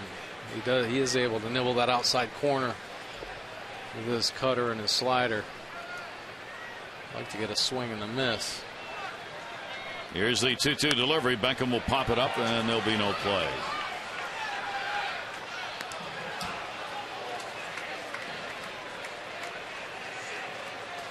Kevin Gregg has come on to do some good work after kind of being forgotten out there in the bullpen midway through the season. He had a scoreless ninth, 3 strikeouts Saturday against Toronto. 2-ball, 2-strike delivery. Line drive short. That's going to be a base hit. That will score 1. Jones over to get it. That will score 2. Visaedo and Ramirez both cross, and a 7-1 ball game as Beckham's got a 3 for 3 and a 3 RBI game. Well, the bottom of this White Sox lineup has done a pretty good job. Ramirez with 3 base hits, and now Beckham picking up his 3rd base hit. So Beckham, a big night for a player who has struggled this season, trying to pick up base hits. He's got 48 RBIs on the year. He came in only 3 for 18 against the Orioles all year. He's equaled that number in 3 at-bats in this game. And back to the top of the order, and Wise, who has single scored, 1 for 3. So 7 runs on 11 hits for the White Sox in this game, and all 7 runs are going to be charged to Joe Saunders. 7 runs, 10 hits, and 5 1/3. Gregg's pitch will miss inside, 2-0.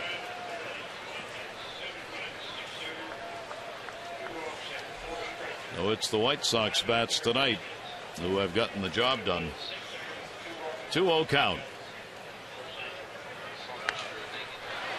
There's a rainmaker. Wieters. That'll just be over the screen, a row back. The count goes to 2-1.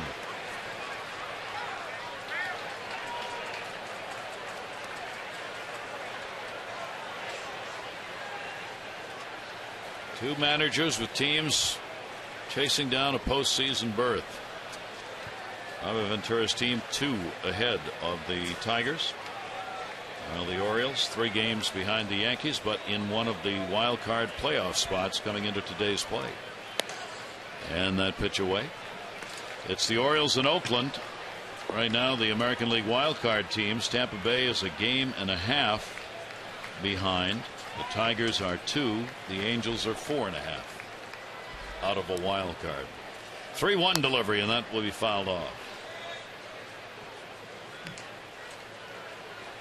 White Sox, you had talked about it last night with Peavy being pushed back to face possibly the Tigers, right? Yes, he will. He's going to pitch against the Tigers. Yeah, and he hasn't faced them. Well, he wouldn't have faced them in the remaining 7 games they have left. So.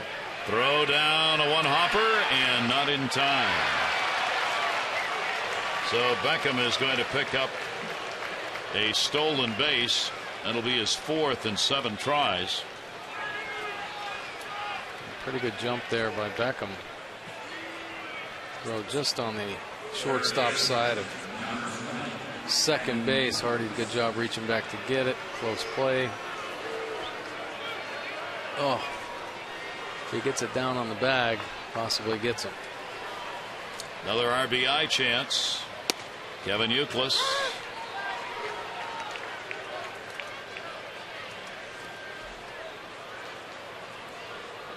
Runners on rather, first and second base.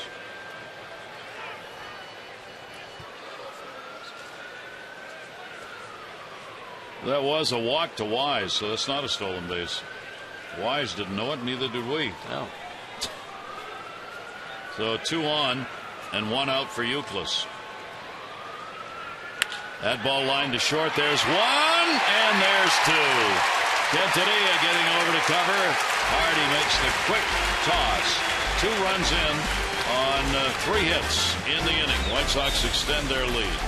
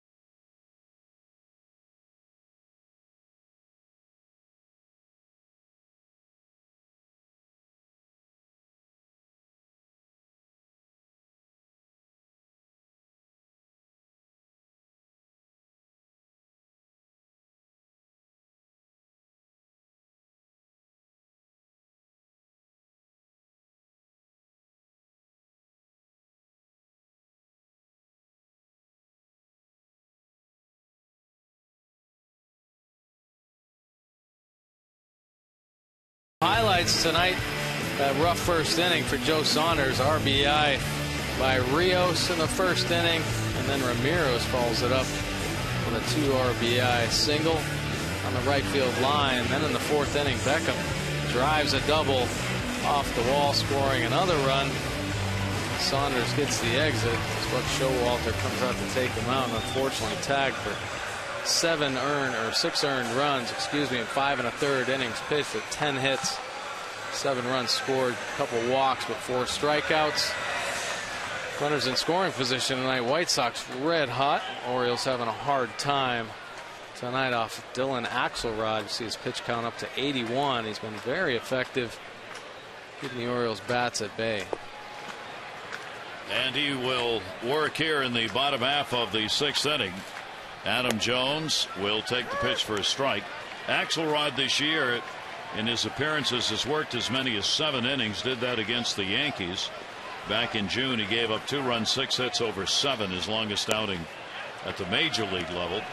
In the 10 games, 6 starts prior to this one.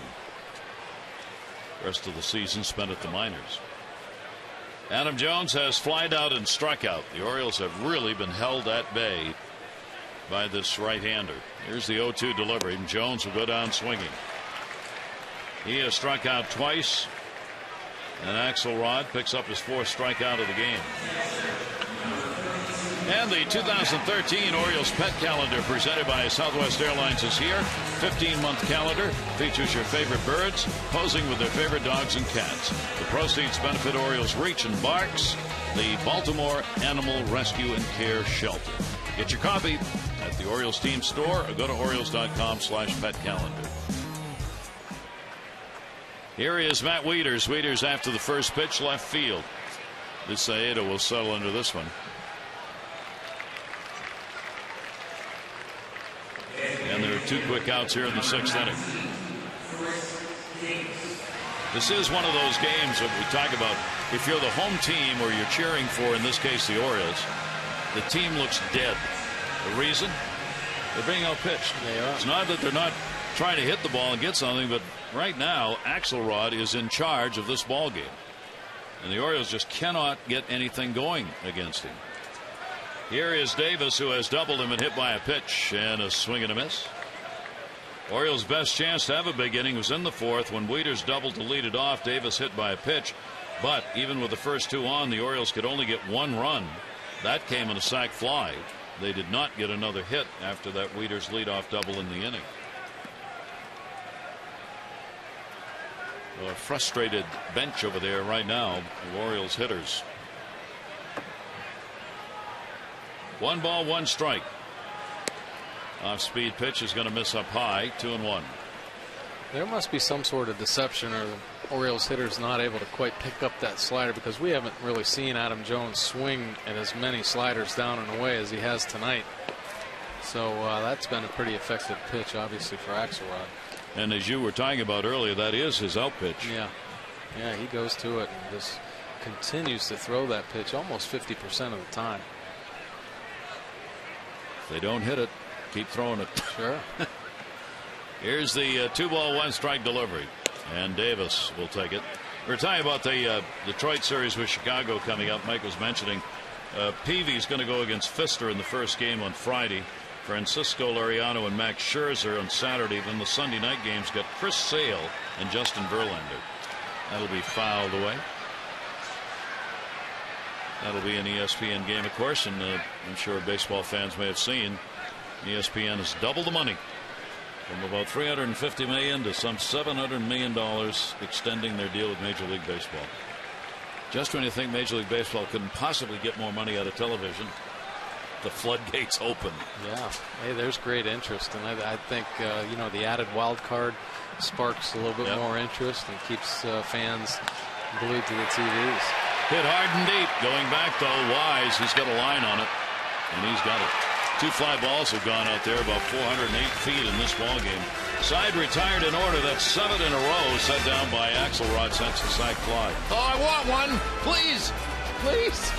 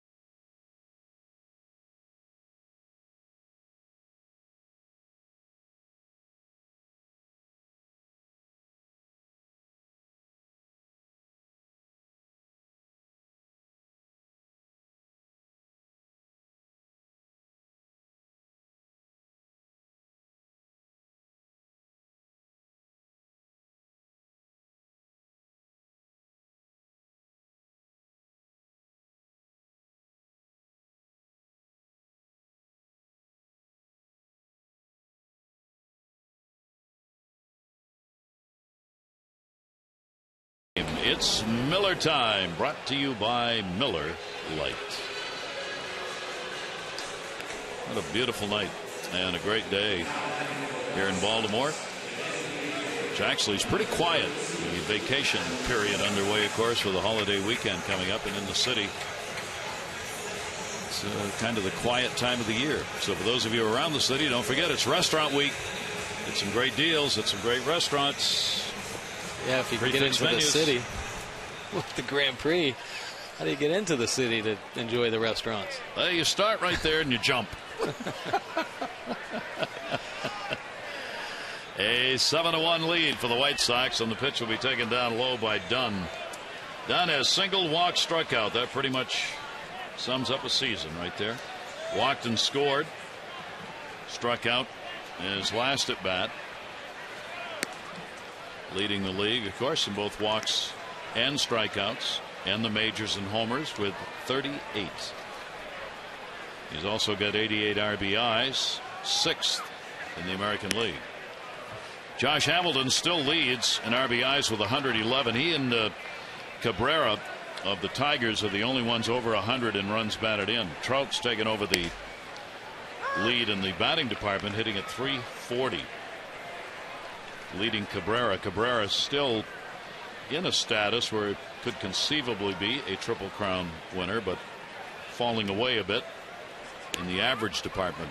And there's another walk. So Dunn is on again as he gets the free pass here to lead off the 7th inning.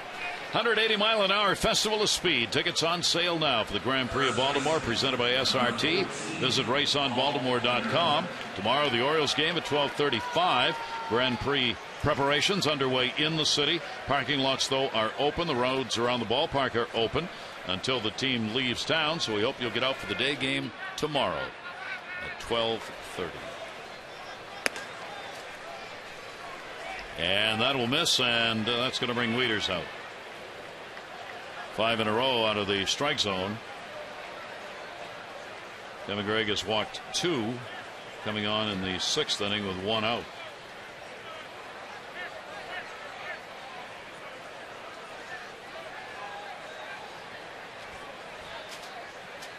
Axelrod just kind of cruising along. Yeah, he is. Relaxed, watching the ball game. He hasn't been in many pressure situations in this game. That one lifted high in the air to left field. That'll send McLouth back on the warning track. He'll put it away. Canerco is retired. Luis 1 for 3 with a walk in the ball game. 1 away, 7th inning. And that will bring Alex Rios to the plate. Rios has doubled. That came back in the 1st inning when the White Sox maybe salted the game away, even though nobody knew it at the time. They got 4 runs and 4 hits in the 1st inning. And Rios drove in the first 2 with the bases loaded double, and then Ramirez a 2 RBI single. And the pitch is taken for a ball.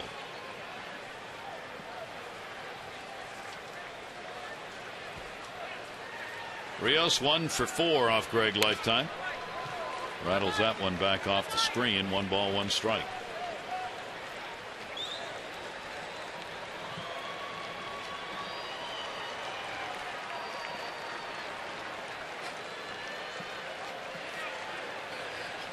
Here's the 1-1 delivery, and that'll be outside.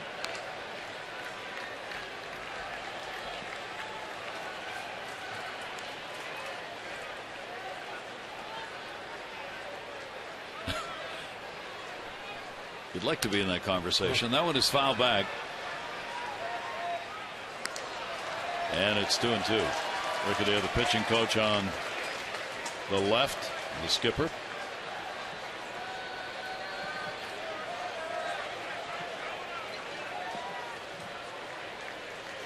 You never know. You can fill in the blanks. That's right. Here's the 2-2, and that's outside. And a 3-ball, 2-strike count with 1 down and 1 on here in the 7th inning. Saedo waiting on deck. White Sox have had help up and down the lineup in this game with hits, people getting on base.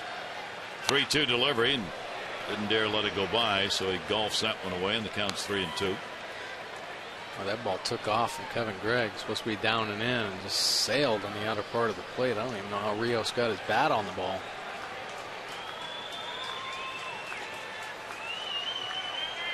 Rios hitting at .302 on the year, having a good one. Here's the 3-2 pitch to him. And again, we'll foul that one away. Rios is 10th in the league in hits with 146. Came into the game tied with Adam Jones in that department. There is Dunn over there at first base. He's the skyscraper. This will be the 8th pitch of the at-bat. 3-2 delivery. Well, Dunn and Rios both having pretty good breakout years. Well, I think Adam Dunn's going to be the comeback player of the year, but Rios really having his best career or year of his career. A huge reason why the White Sox are having so much success with those two guys offensively. Gregg's going to try it again. Here's the 3-2 delivery again, and walked him up high. So 2 walks in the inning, 3 in his appearance. Runners on at first and second base, 1 away. Ayala in the bullpen.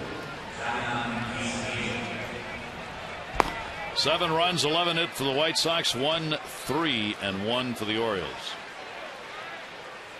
Saedo has a single and a run scored. He led off the 6th inning when Beckham would end up getting the 2 RBIs and a base hit. That'll be foul back and no play.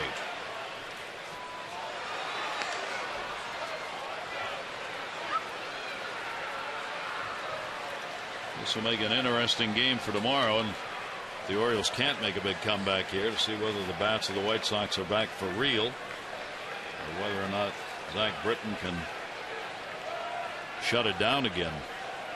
Well, Zach's had a couple looks now with Wei Chen. Diving under Machado's glove, making the turn is done. He's going to try and score. Here's the throw to Wieters over his head all the way to Gregg, and the runners will advance. So Visaedo comes through again. He picks up the single. Dunn scores all the way from second base. Rios to third, Visaedo to second. Take a look at it here. Visaedo with the shot through the hole. Nice try by Machado. Nate McLeod just hit the cutoff man. Nate, stop the bleeding a little bit. Keep things in order. And nice job of base running by the White Sox. Take advantage of that high throw and end up on second and third. So Ramirez has a 3 RBI ball game. Again, the infield moving in with only 1 away. Flowers up. Or Ramirez, I'm sorry. Alexei Ramirez. And runners on at first and second base. Saedo having a 2 for 2 in his last 2 times up. 2 for 4 in the ball game. Trying to punch that one to right field, Ramirez. Ramirez already 2 RBIs that came in that first inning. A couple of singles after that. So a 3 for 3 ball game for him.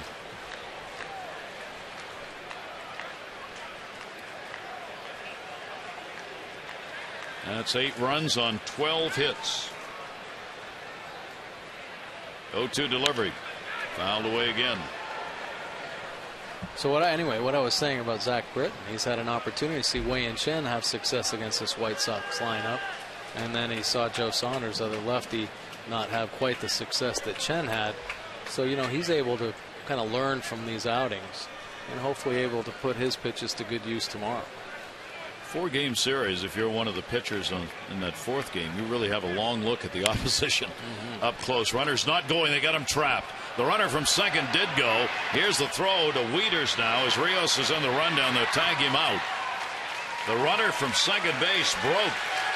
The runner from third did not. That creates a problem. And the out recorded at the plate as Wieters able to get it. And Ramirez on with the fielder's choice. Visaedo with not good base running right there. J.J. Hardy with good heads-up defense. He sees Visaedo cut in front and knows he has them both hung up there. Good job relaying that ball to Matt Wieters, and then all Matt has to do is run him back to third. Gets the force out right there with Rios. And that will be it for Kevin Gregg. He will come out of the ball game here in the 7th inning with 2 down. Orioles will go to the bullpen, trailing 8-1. Ayala on.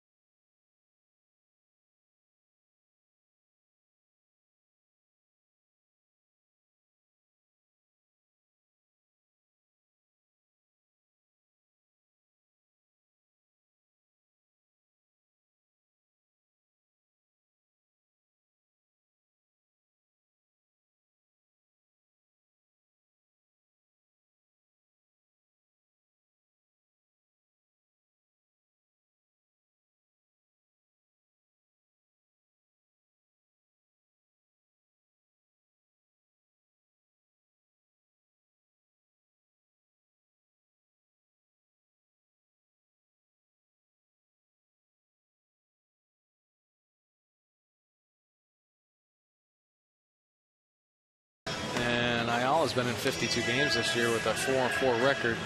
It's low ERA of 2.77, 61 2/3 innings, 67 hits, 36 Ks. He's a ground ball pitcher. Nice action on his fastball. Averages up a little bit. Lefties 269, righties 273. Been very effective though out of the bullpen for the Orioles. Get touched up a little bit in his last outing. Got the loss against Boston on August 16th, but he has been pretty consistent for the Orioles. Very good arm out of the bullpen. And here is Tyler Flowers. Runners on at first and third for the White Sox here in the 7th inning. There are 2 down. Luciano, the lead runner. Ramirez at first base. And the pitch will be outside for a ball. Flowers will face Ayala for the first time in his career. 8 runs, 12 hits for the White Sox, adding a run here. They got 4 in the first, a run in the 4th, 2 more in the 6th, another here in the 7th inning. And Flowers watches that one go down inside, and the count goes to 2-0. Joe Saunders, the Orioles starter, 7 runs, 10 hits in his debut over 5 1/3. Greg responsible for the run that has scored since. Swing and a miss. Good pitch by Ayala. 2-1.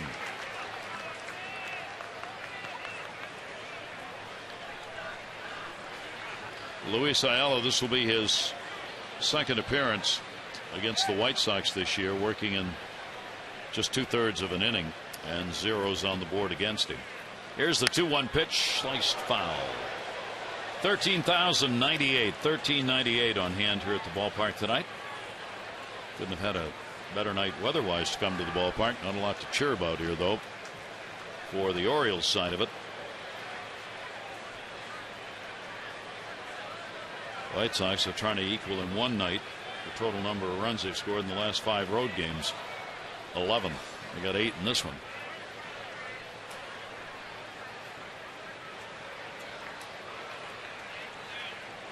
Runners off first and third, 2-2.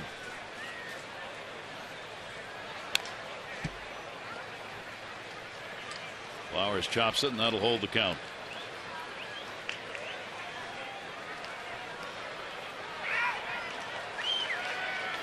Flowers, 26 years old, big young man, 6'4", 250-pounder. He's played with the White Sox over the last 3 seasons, just partial seasons. This year the backup, and as Mike said, probably the future catcher. 2-2 delivery, another one inside. Ayala stays in on him, and he fouls it off. 2-2.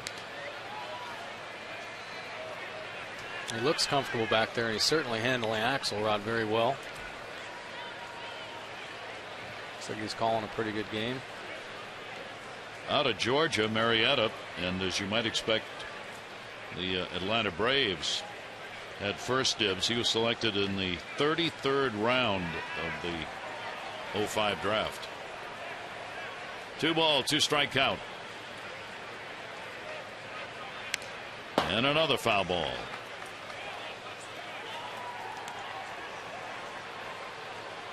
Count stays at 2-2.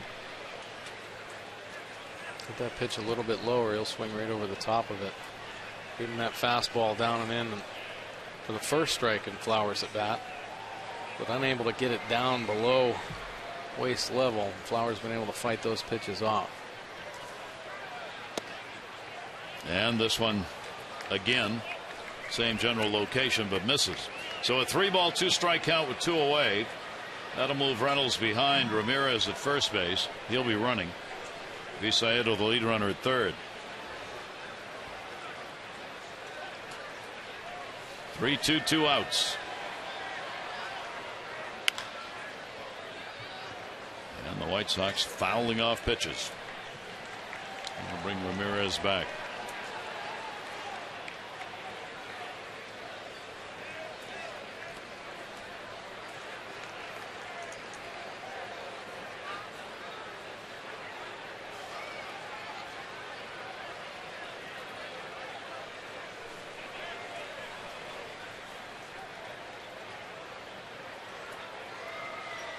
Runner goes again. Foul ball. Home plate umpire Marvin Hudson's call. Watched it roll down the line close. Machado, though, had the eye on it and waited for it to go into foul territory. Otherwise, it's a base hit. Oh, yeah. Flowers was flying down the line, too. He sniffed that one out. He was getting down there probably faster than he ever has. Those hits are gold, and if you can smell one out, boy, you're going to give everything you got to get one. Now he's worn out.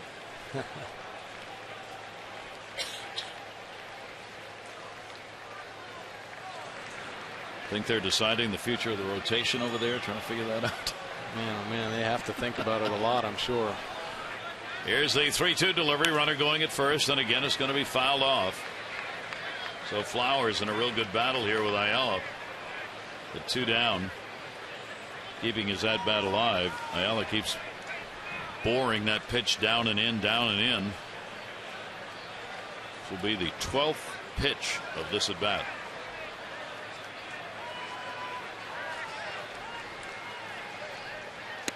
Got him. So Ayala will get the strikeout, wins the battle. And another run in for the White Sox. 7th inning stretch time brought to you by Jack Daniels Tennessee Honey. Fly straight. Drink responsibly.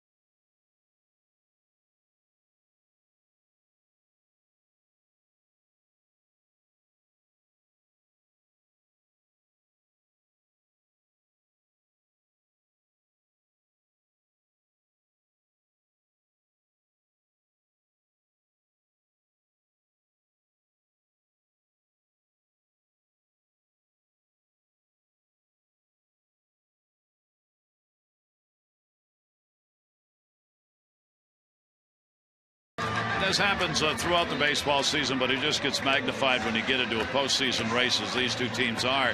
Games that are down, like this one is for the Orioles, you'd think you're going to fall off the face of the earth. The thing is, it's that focus that Buck Showalter keeps talking about. Even if the Orioles lose this, you come back tomorrow and you try and take 3 out of 4, all of a sudden the sun shines again. That's right. You got to keep playing hard. I mean, it does seem like the Orioles are completely out of it. Not much energy out there. You haven't seen Adam Jones swing at many sliders down and away with tonight. He's swinging at sliders down and away. A couple miscues out there. You know, J.J. Hardy couldn't quite get that tag down. Matt Wieters doesn't catch the fly ball. So, you know, the Orioles a little bit quiet tonight offensively and defensively, but you know, you got to keep focused and you got to come out tomorrow. Every game matters right now. And tomorrow, of course, we remind you is going to be that day game at 12:30, the start time for the ball game. Axelrod is going to stay on here, as why not? He has simply dominated the Orioles in this ball game. Ray Almeida has come on to play at third base to give Kevin Youkilis a little break here with the day game coming up tomorrow.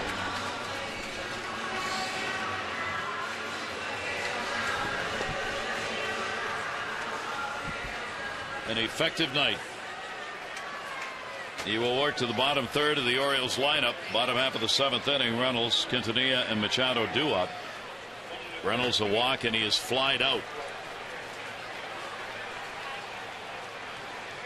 And the pitch to him will be taken down low for a ball. Well, over half the pitches Axelrod has thrown have been off-speed pitches, either that slider or his changeup.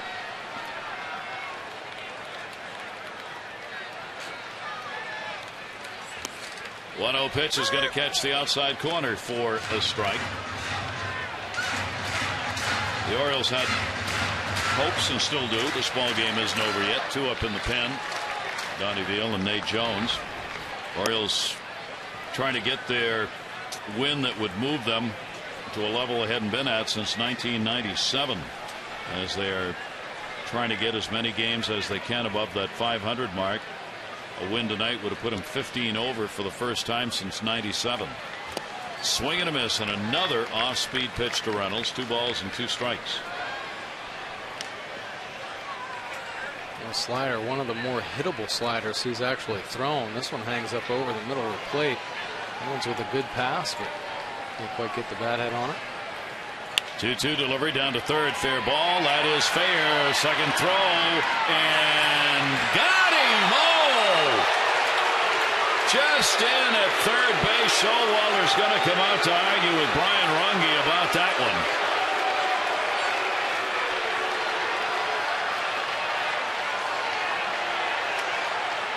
Take a look at this play right here. What a play down there on the corner by Almeida. Good off balance play, but it is really close over there at first base. Mirko has to wait back on the high hop. And it is close. That ball looked like it was in his glove, though. But Reynolds showing his frustration. Talked about how valuable hits are, and you never know with the Orioles offense. You get a guy on base, and they're able to put some runs up. Yep. It's a big play, even in a ball game with the 8-1 score. So Almeida just came on at third and makes the play, and a good one. Bobbled it. By the time he got the throw off, he was in foul territory. One down. Quintanilla coming up. Sac fly is hit into a fielder's choice, accounting for the only run that came in the fourth inning. A Wieters double. Davis hit by a pitch. Quintanilla got the sac fly, and a strike taken.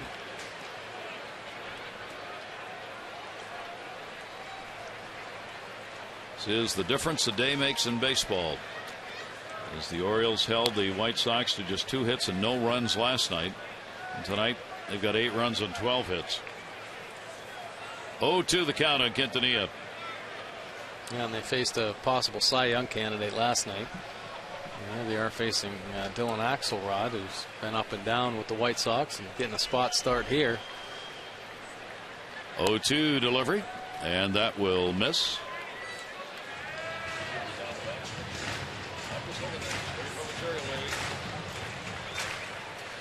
One ball, 2 strike count on Quintanilla.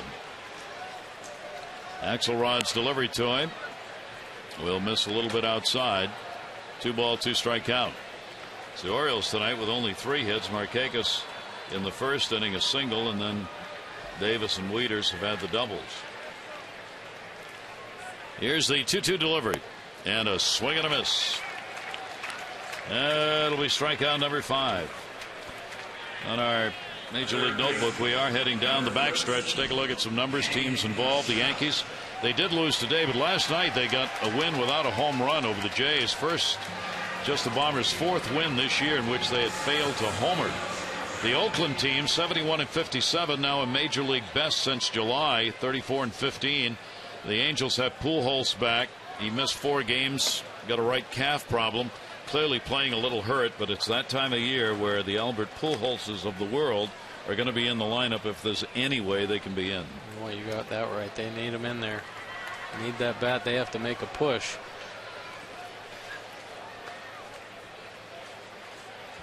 Here's the 1-0 delivery. That ball hit in the air to right field. Rios is there, and he's got it. So Axelrod continues along. If you count the sacrifice fly, that's going to be 9, 10, 11, 12 in a row retired.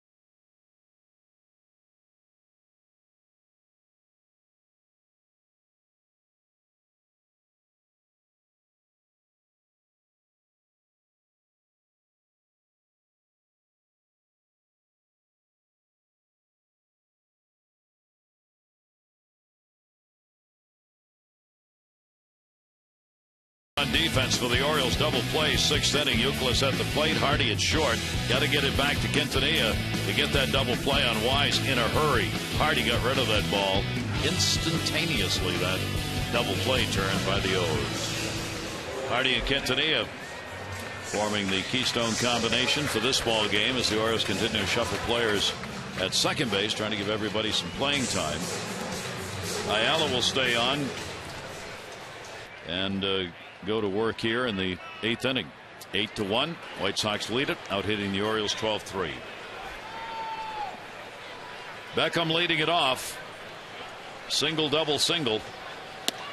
Big night in that number 9 spot. He's picked up 3 RBIs. They'd certainly like to get more production out of him here in the last month. Because we're talking about the Orioles, how, you know, it's going to be tight down the stretch for the Orioles. Obviously chasing the Yankees for the division lead, but, you know, in hopes of possibly a wild card spot. Well, the White Sox are in that same kind of position with the Tigers right on their heels. Fouled away. The Tigers were the team expected to win that division and still may. Certainly the White Sox weren't in the mix in many people's prognostications in spring training. They are one of the surprise teams in baseball this season. Here's the 0-2 delivery to Beckham, and that one he got jammed on. Pops it up. Hardy's going back and will make the catch. Beckham is retired. One away. Time to text in your vote for the AT&T Player of the Game. Here are the candidates tonight. Axelrod with just a strong performance, a run on 3 hits. Matt Wieters in the ball game, a double and a run scored. And Ramirez, he's picked up a 3-hit ball game and driven in a couple of runs. Text in your vote, A, B, or C, 318-26. Here's DeWayne Wise, top of the order, and that is taken for a strike. Wise has singled, 1 for 3 and a walk. So he's got a couple of hits and 11 at bats in the series. Here's the 0-1. I was looking at some of the standings. Depending on where you look, when you're looking at the wild card standings, you have to be kind of careful. Baseball really needs to unify this double wild card standing thing.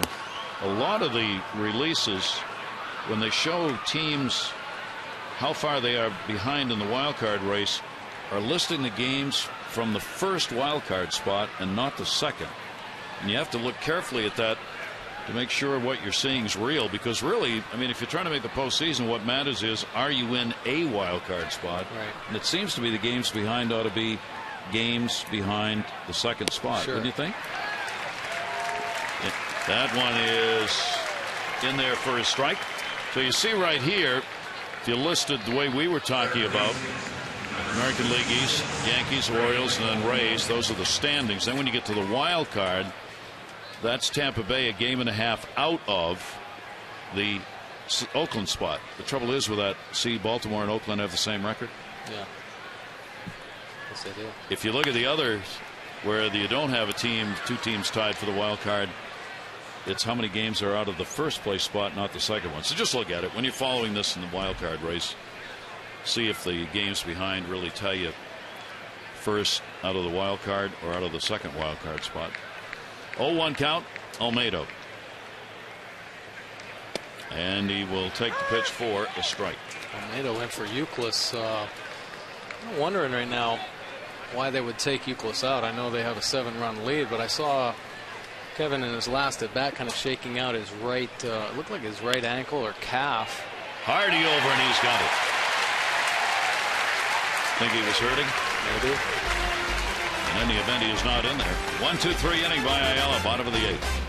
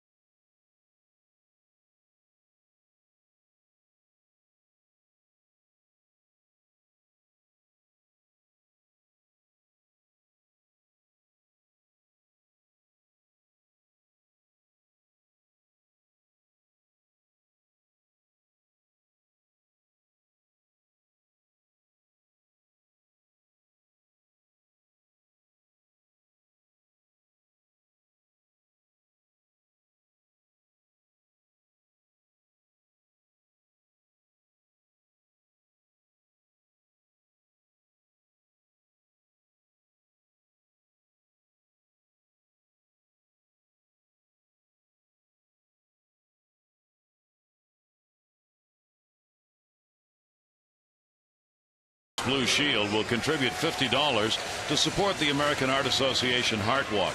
374 walks, $18,700. Care First Blue Cross Blue Shield encourages each of us to take that first step towards a healthier and more active lifestyle.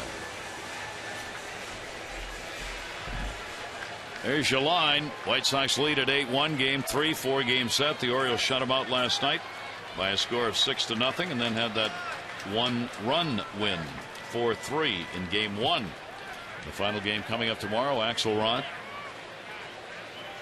will work here in the bottom of the 8th inning, and at the major league level at least, he's cutting some new ground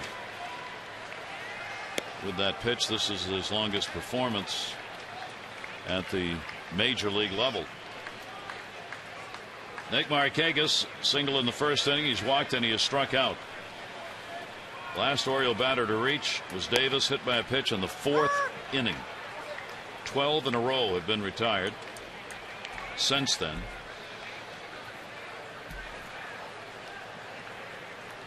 One ball, one strike count. And that one's going to be popped up towards left field. Macedo's underneath it. He's got it. On Sunday, September 9, Orioles Reeks will join the Oriole Advocates for the annual cardboard to leather collection. It'll take place here at the Yard. Representatives at every gate for the Orioles-Yankees 135 game on September 9 to collect new or gently used baseball or softball equipment. That'll help the underprivileged youth in developing countries. Cash donations accepted as well. Mark that down, September 9. Here's J.J. Hardy. Hardy with the 0 for 3. His 7-game hit streak in jeopardy with this at bat. That is outside for a ball. 1 ball, 1 strike.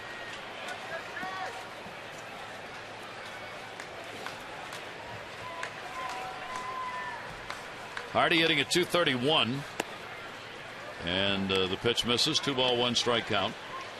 Axelrod, 3 walks, 5 strikeouts in the game, looking for his 2nd win of the year and his 3rd major league win against 2 losses. 2-1 delivery.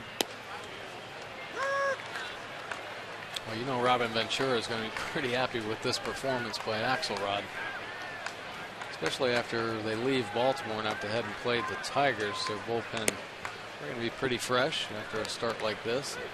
They haven't had to go deep into there anyway. Umber yesterday came in and pitched well after the Sales early exit. Here's the 3-2 delivery, and Hardy will take it for a walk. This copyrighted telecast presented by authority of the Orioles may not be reproduced or retransmitted in any form, and the accounts and descriptions of this game may not be disseminated without the express written consent of the Orioles. That's going to be it. But what an it. As the 27-year-old going to come out of the ball game with an emergency start worthy of note for the White Sox, as he will work 7 1/3 innings. So far, 1 run, 3 hits.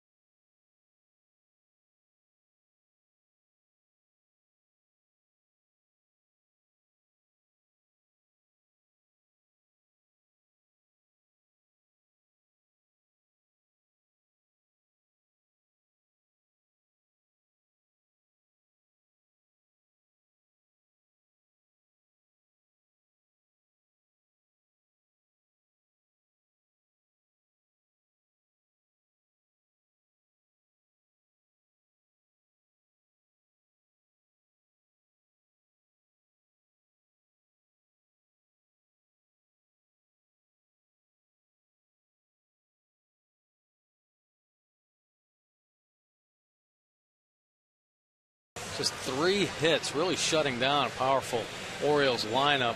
It's given up that 1 run, 4 walks, and 5 strikeouts, 112 pitches.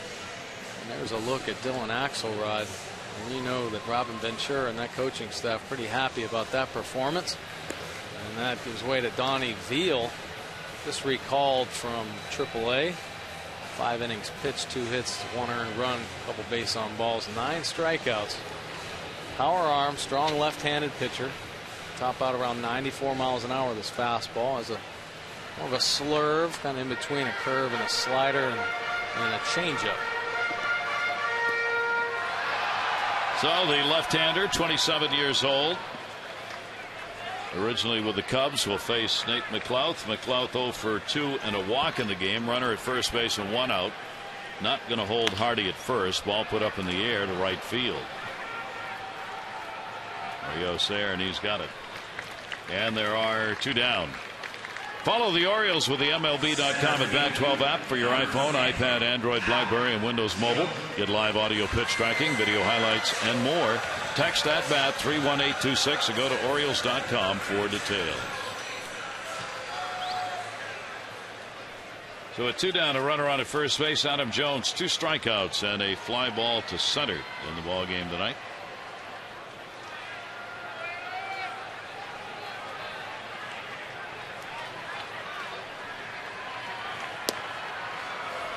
One's going to miss down low.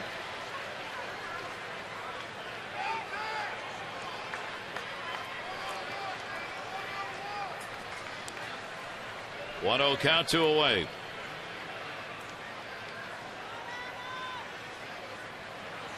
Beal's delivery is there for a strike. This is another one of those games that gives you that number.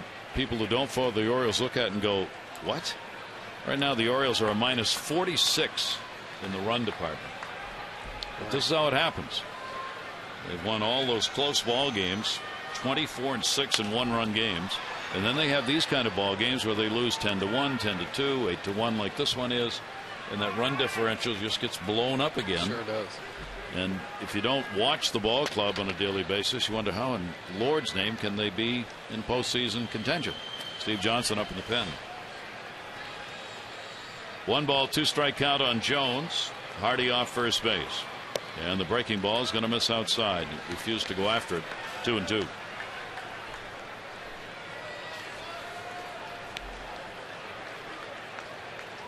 Deal acquired as a free agent. Signed in the offseason for a year. Pitched AAA this year. Breaking ball, top towards second base. Beckham's got it. He'll go to first. And that will retire the side. No runs, no hits, no errors. 1 left on base. 8 complete here at Camden Yards. The White Sox leading it 8-1.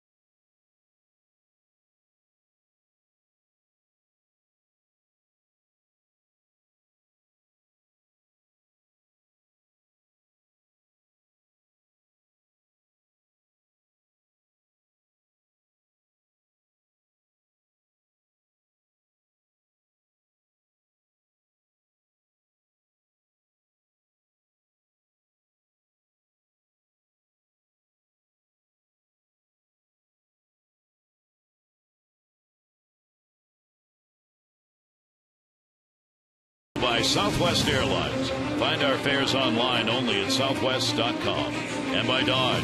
See your authorized Dodge dealer and experience a world of performance, design, and fuel efficiency. Schedule a test drive or go to Dodge.com and check out their powerful lineup. 8-1 ball game here at Camden Yards. Steve Johnson will come out of the bullpen to work here to work in the ninth inning. Yeah, well, we've seen him as a starter. Steve Johnson can do both, showing his versatility. Now being used out of the bullpen for Buck Showalter, and finding what he's going to be the most useful for. Every time he started, though, since he's been up, he's had great performances for the Orioles, but also used to pitching out of the pen. He had great success in Norfolk this year, coming out of the pen. Really good numbers out of there. Low earned run average. Lou Ford's come on to play in left field. Nate McLouth has moved from left to center. Ryan Flaherty will play at second base. Quintanilla will move to short. Hardy out of the ball game, along with Adam Jones. So both managers giving a bit of a breather here at the end of the ball game to players expected to start tomorrow. Here's the 0-1 delivery. Adam Dunn. Dunn with a 1-ball, 1-strike count. Dunn drew a walk, 7th inning, would score on the RBI. Visaedo picked up. And a swing and a miss. Johnson with the off-speed pitch, 1-2. Nice changeup right there by Johnson, mixing it up. Breaking ball, fastball, changeup. 1-ball, 2-strike count. Dunn, 2 walks, has scored both times he's walked in the game. And he'll take that pitch for strike call. 1 away. Why not? I mean, good pitch here. Actually, Matt Weeder setting up on the outside part of the plate. Comes back in, down and in to lock Adam Dunn up. So Dunn retired. That will bring up Konerko. Single run scored first inning. He's hit into a double play, walked and flied out. And Konerko takes it for a strike. 1 for 3 in this ball game, 2 for 10 in the series for Konerko. Orioles' lone run in the 4th inning, sac fly by Quintanilla. He'll take that one. 1 ball and 1 strike. Konerko now at .316 on the season. Really struggling to move around when it comes to running, but still hitting the ball inside. 2 ball, 1 strike count.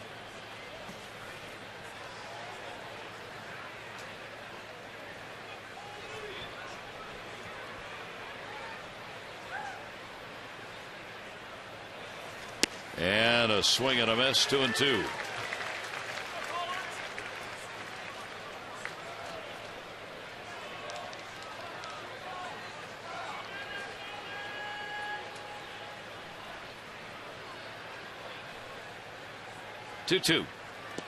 Bounced it. So the count has worked to 3 balls and 2 strikes.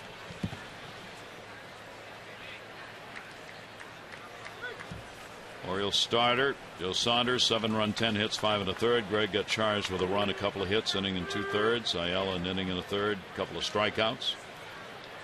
Here's the 3-2 delivery. That ball, a broken bat, soft liner. Quintanilla is right there to get it. Konerko is retired. There are 2 down. Well, with 7 strikeouts so far, Lydia, you have won a total of $1,200 from the Maryland Lottery. For your chance to be the Maryland Lottery contestant of the game, play Strike It Rich scratch-offs and enter your non-winning ticket codes at mdlottery.com/strikeItRich. Congratulations. 2 down, nobody on, 9th inning. Here's Rios. 2 RBI double, 1 for 3 in the ball game. That was a slow breaking ball right there from Steve Johnson, 66 miles an hour. 0-1, top down to third base. And Machado was there, makes the play over to first. So that'll do it here in the 9th. The Orioles 3 outs to work with as we go to the bottom half. 8-1 White Sox leading.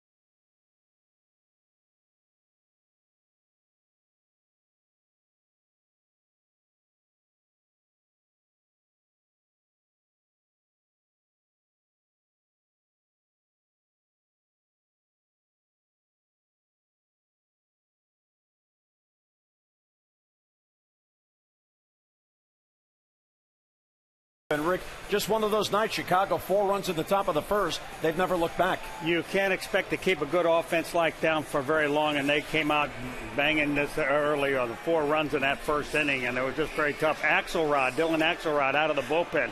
Outstanding job. Only gave up 3 hits. Well, we're coming back to break it down, but the bottom of the ninth comes up first. So for now, back upstairs. Let's rejoin Gary and Mike. So Jim and Rick will await the outcome here at the bottom of the ninth inning. You can still text in your vote for the AT&T Player of the Game. There are the results so far. A, B, or C, 31826. Results on the O's Extra post-game show.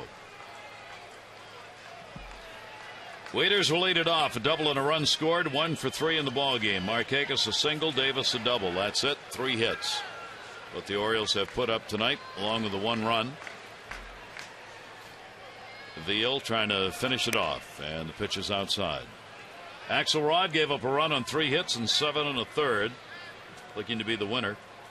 And Joe Saunders, in his first start as an Oriole, could suffer the loss in the ball game. Here's the 1-0 pitch to Wieters. Wieters wanted to tie it up with that swing. He wanted to pick up at least 6 RBIs, maybe 7, with that swing of the bat.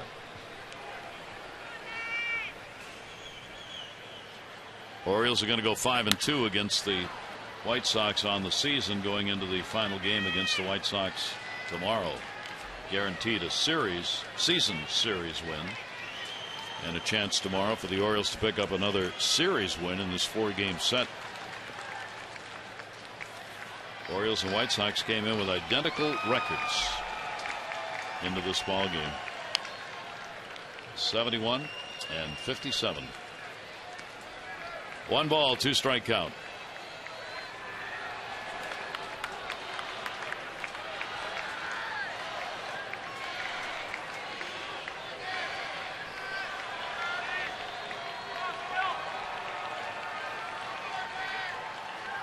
One, 2 popped up down the line. Long run. Rios over and in fair territory makes the catch. Wieters retired, 1 away. Don't forget a 12:30 ball game tomorrow. O's Extra will be on at 12, and the game will be on Masson HD at 12:30. And the Orioles will be off for New York. Orioles are going to have 3 consecutive day games. That is unheard of. Yeah, it really Saturday, is. Sunday, and Monday in Toronto. And a swing and a foul ball. Chris Davis, 0-1 count. Davis had a double, hit by a pitch, and flied out to center field. Chris now 257 on the year, 23 home runs, 64 RBIs.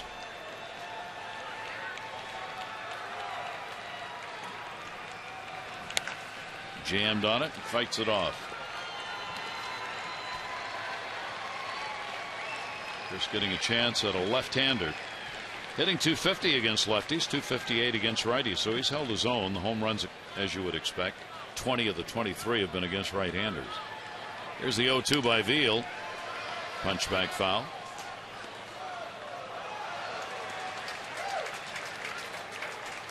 That's a nice adjustment right there Chris Davis made. I think earlier in the season you would see him swing through that pitch, try to hit it out of the ballpark. He knew he started his swing, it was high, but he shortened up and just fought it off. That one right off the end of the bat to Rios. 2 fly balls to right, 2 down, 9th inning.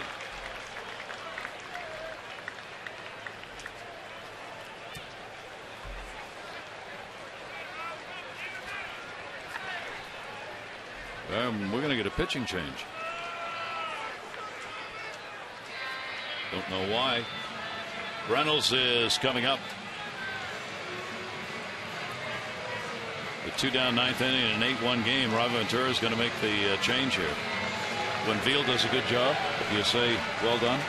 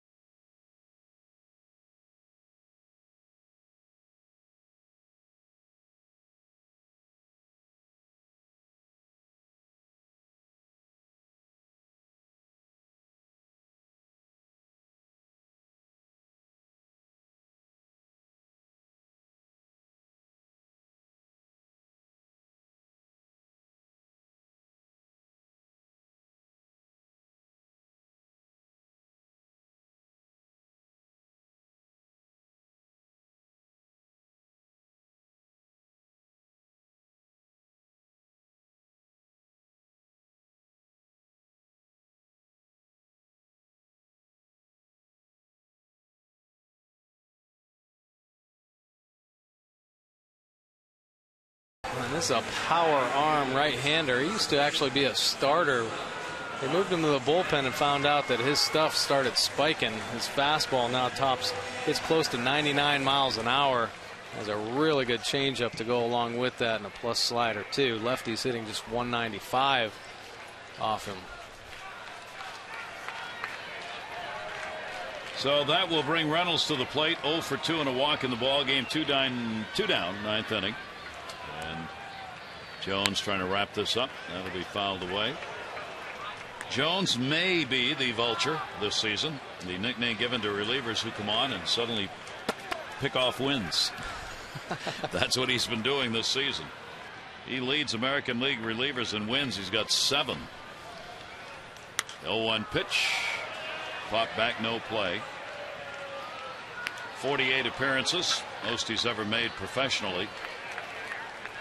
Sometimes you just get those seasons where relievers come in just the right spot, middle of a ball game, a little later in the game, team's trailing or something.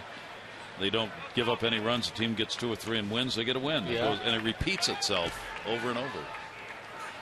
0-2 foul back. That's right. That's why a lot of numbers get a little bit skewed that way. But if you're in the right place at the right time, it will help come arbitration time. That's right. And you obviously are doing something right. You're getting the outs while your team's coming back. So in that sense, you've earned the win. 0-2 count on Reynolds. And that'll miss down low. Ball and 2 strikes. We thought Wieters might be the one to hit the 7 RBI homer, but apparently with the pitching change, it was really Mark Reynolds.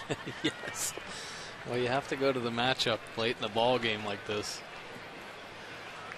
Maybe just to keep him fresh, get him some work.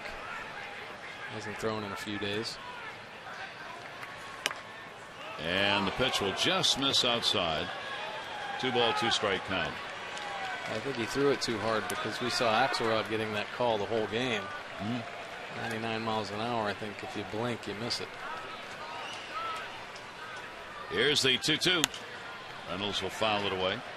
Jones appeared against Seattle on the 26th for an inning in that ball game. Got the win. It was his 7th win that last outing.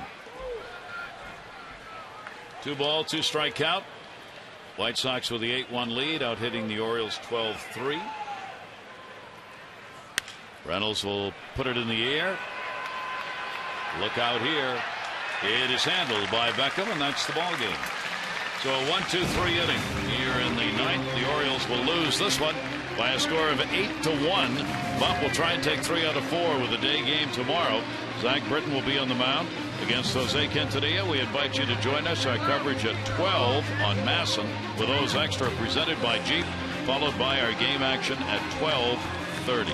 For Mike Mordick and all of our crew here at Camden Yards, I'm Gary Thorne. Thanks for joining us, everybody. White Sox win it by a score of 8-1. This has been a Masson presentation. Jim and Rick, all those extra coming up. And we'll see you back here tomorrow for lunch. Those extra right now. Adieu.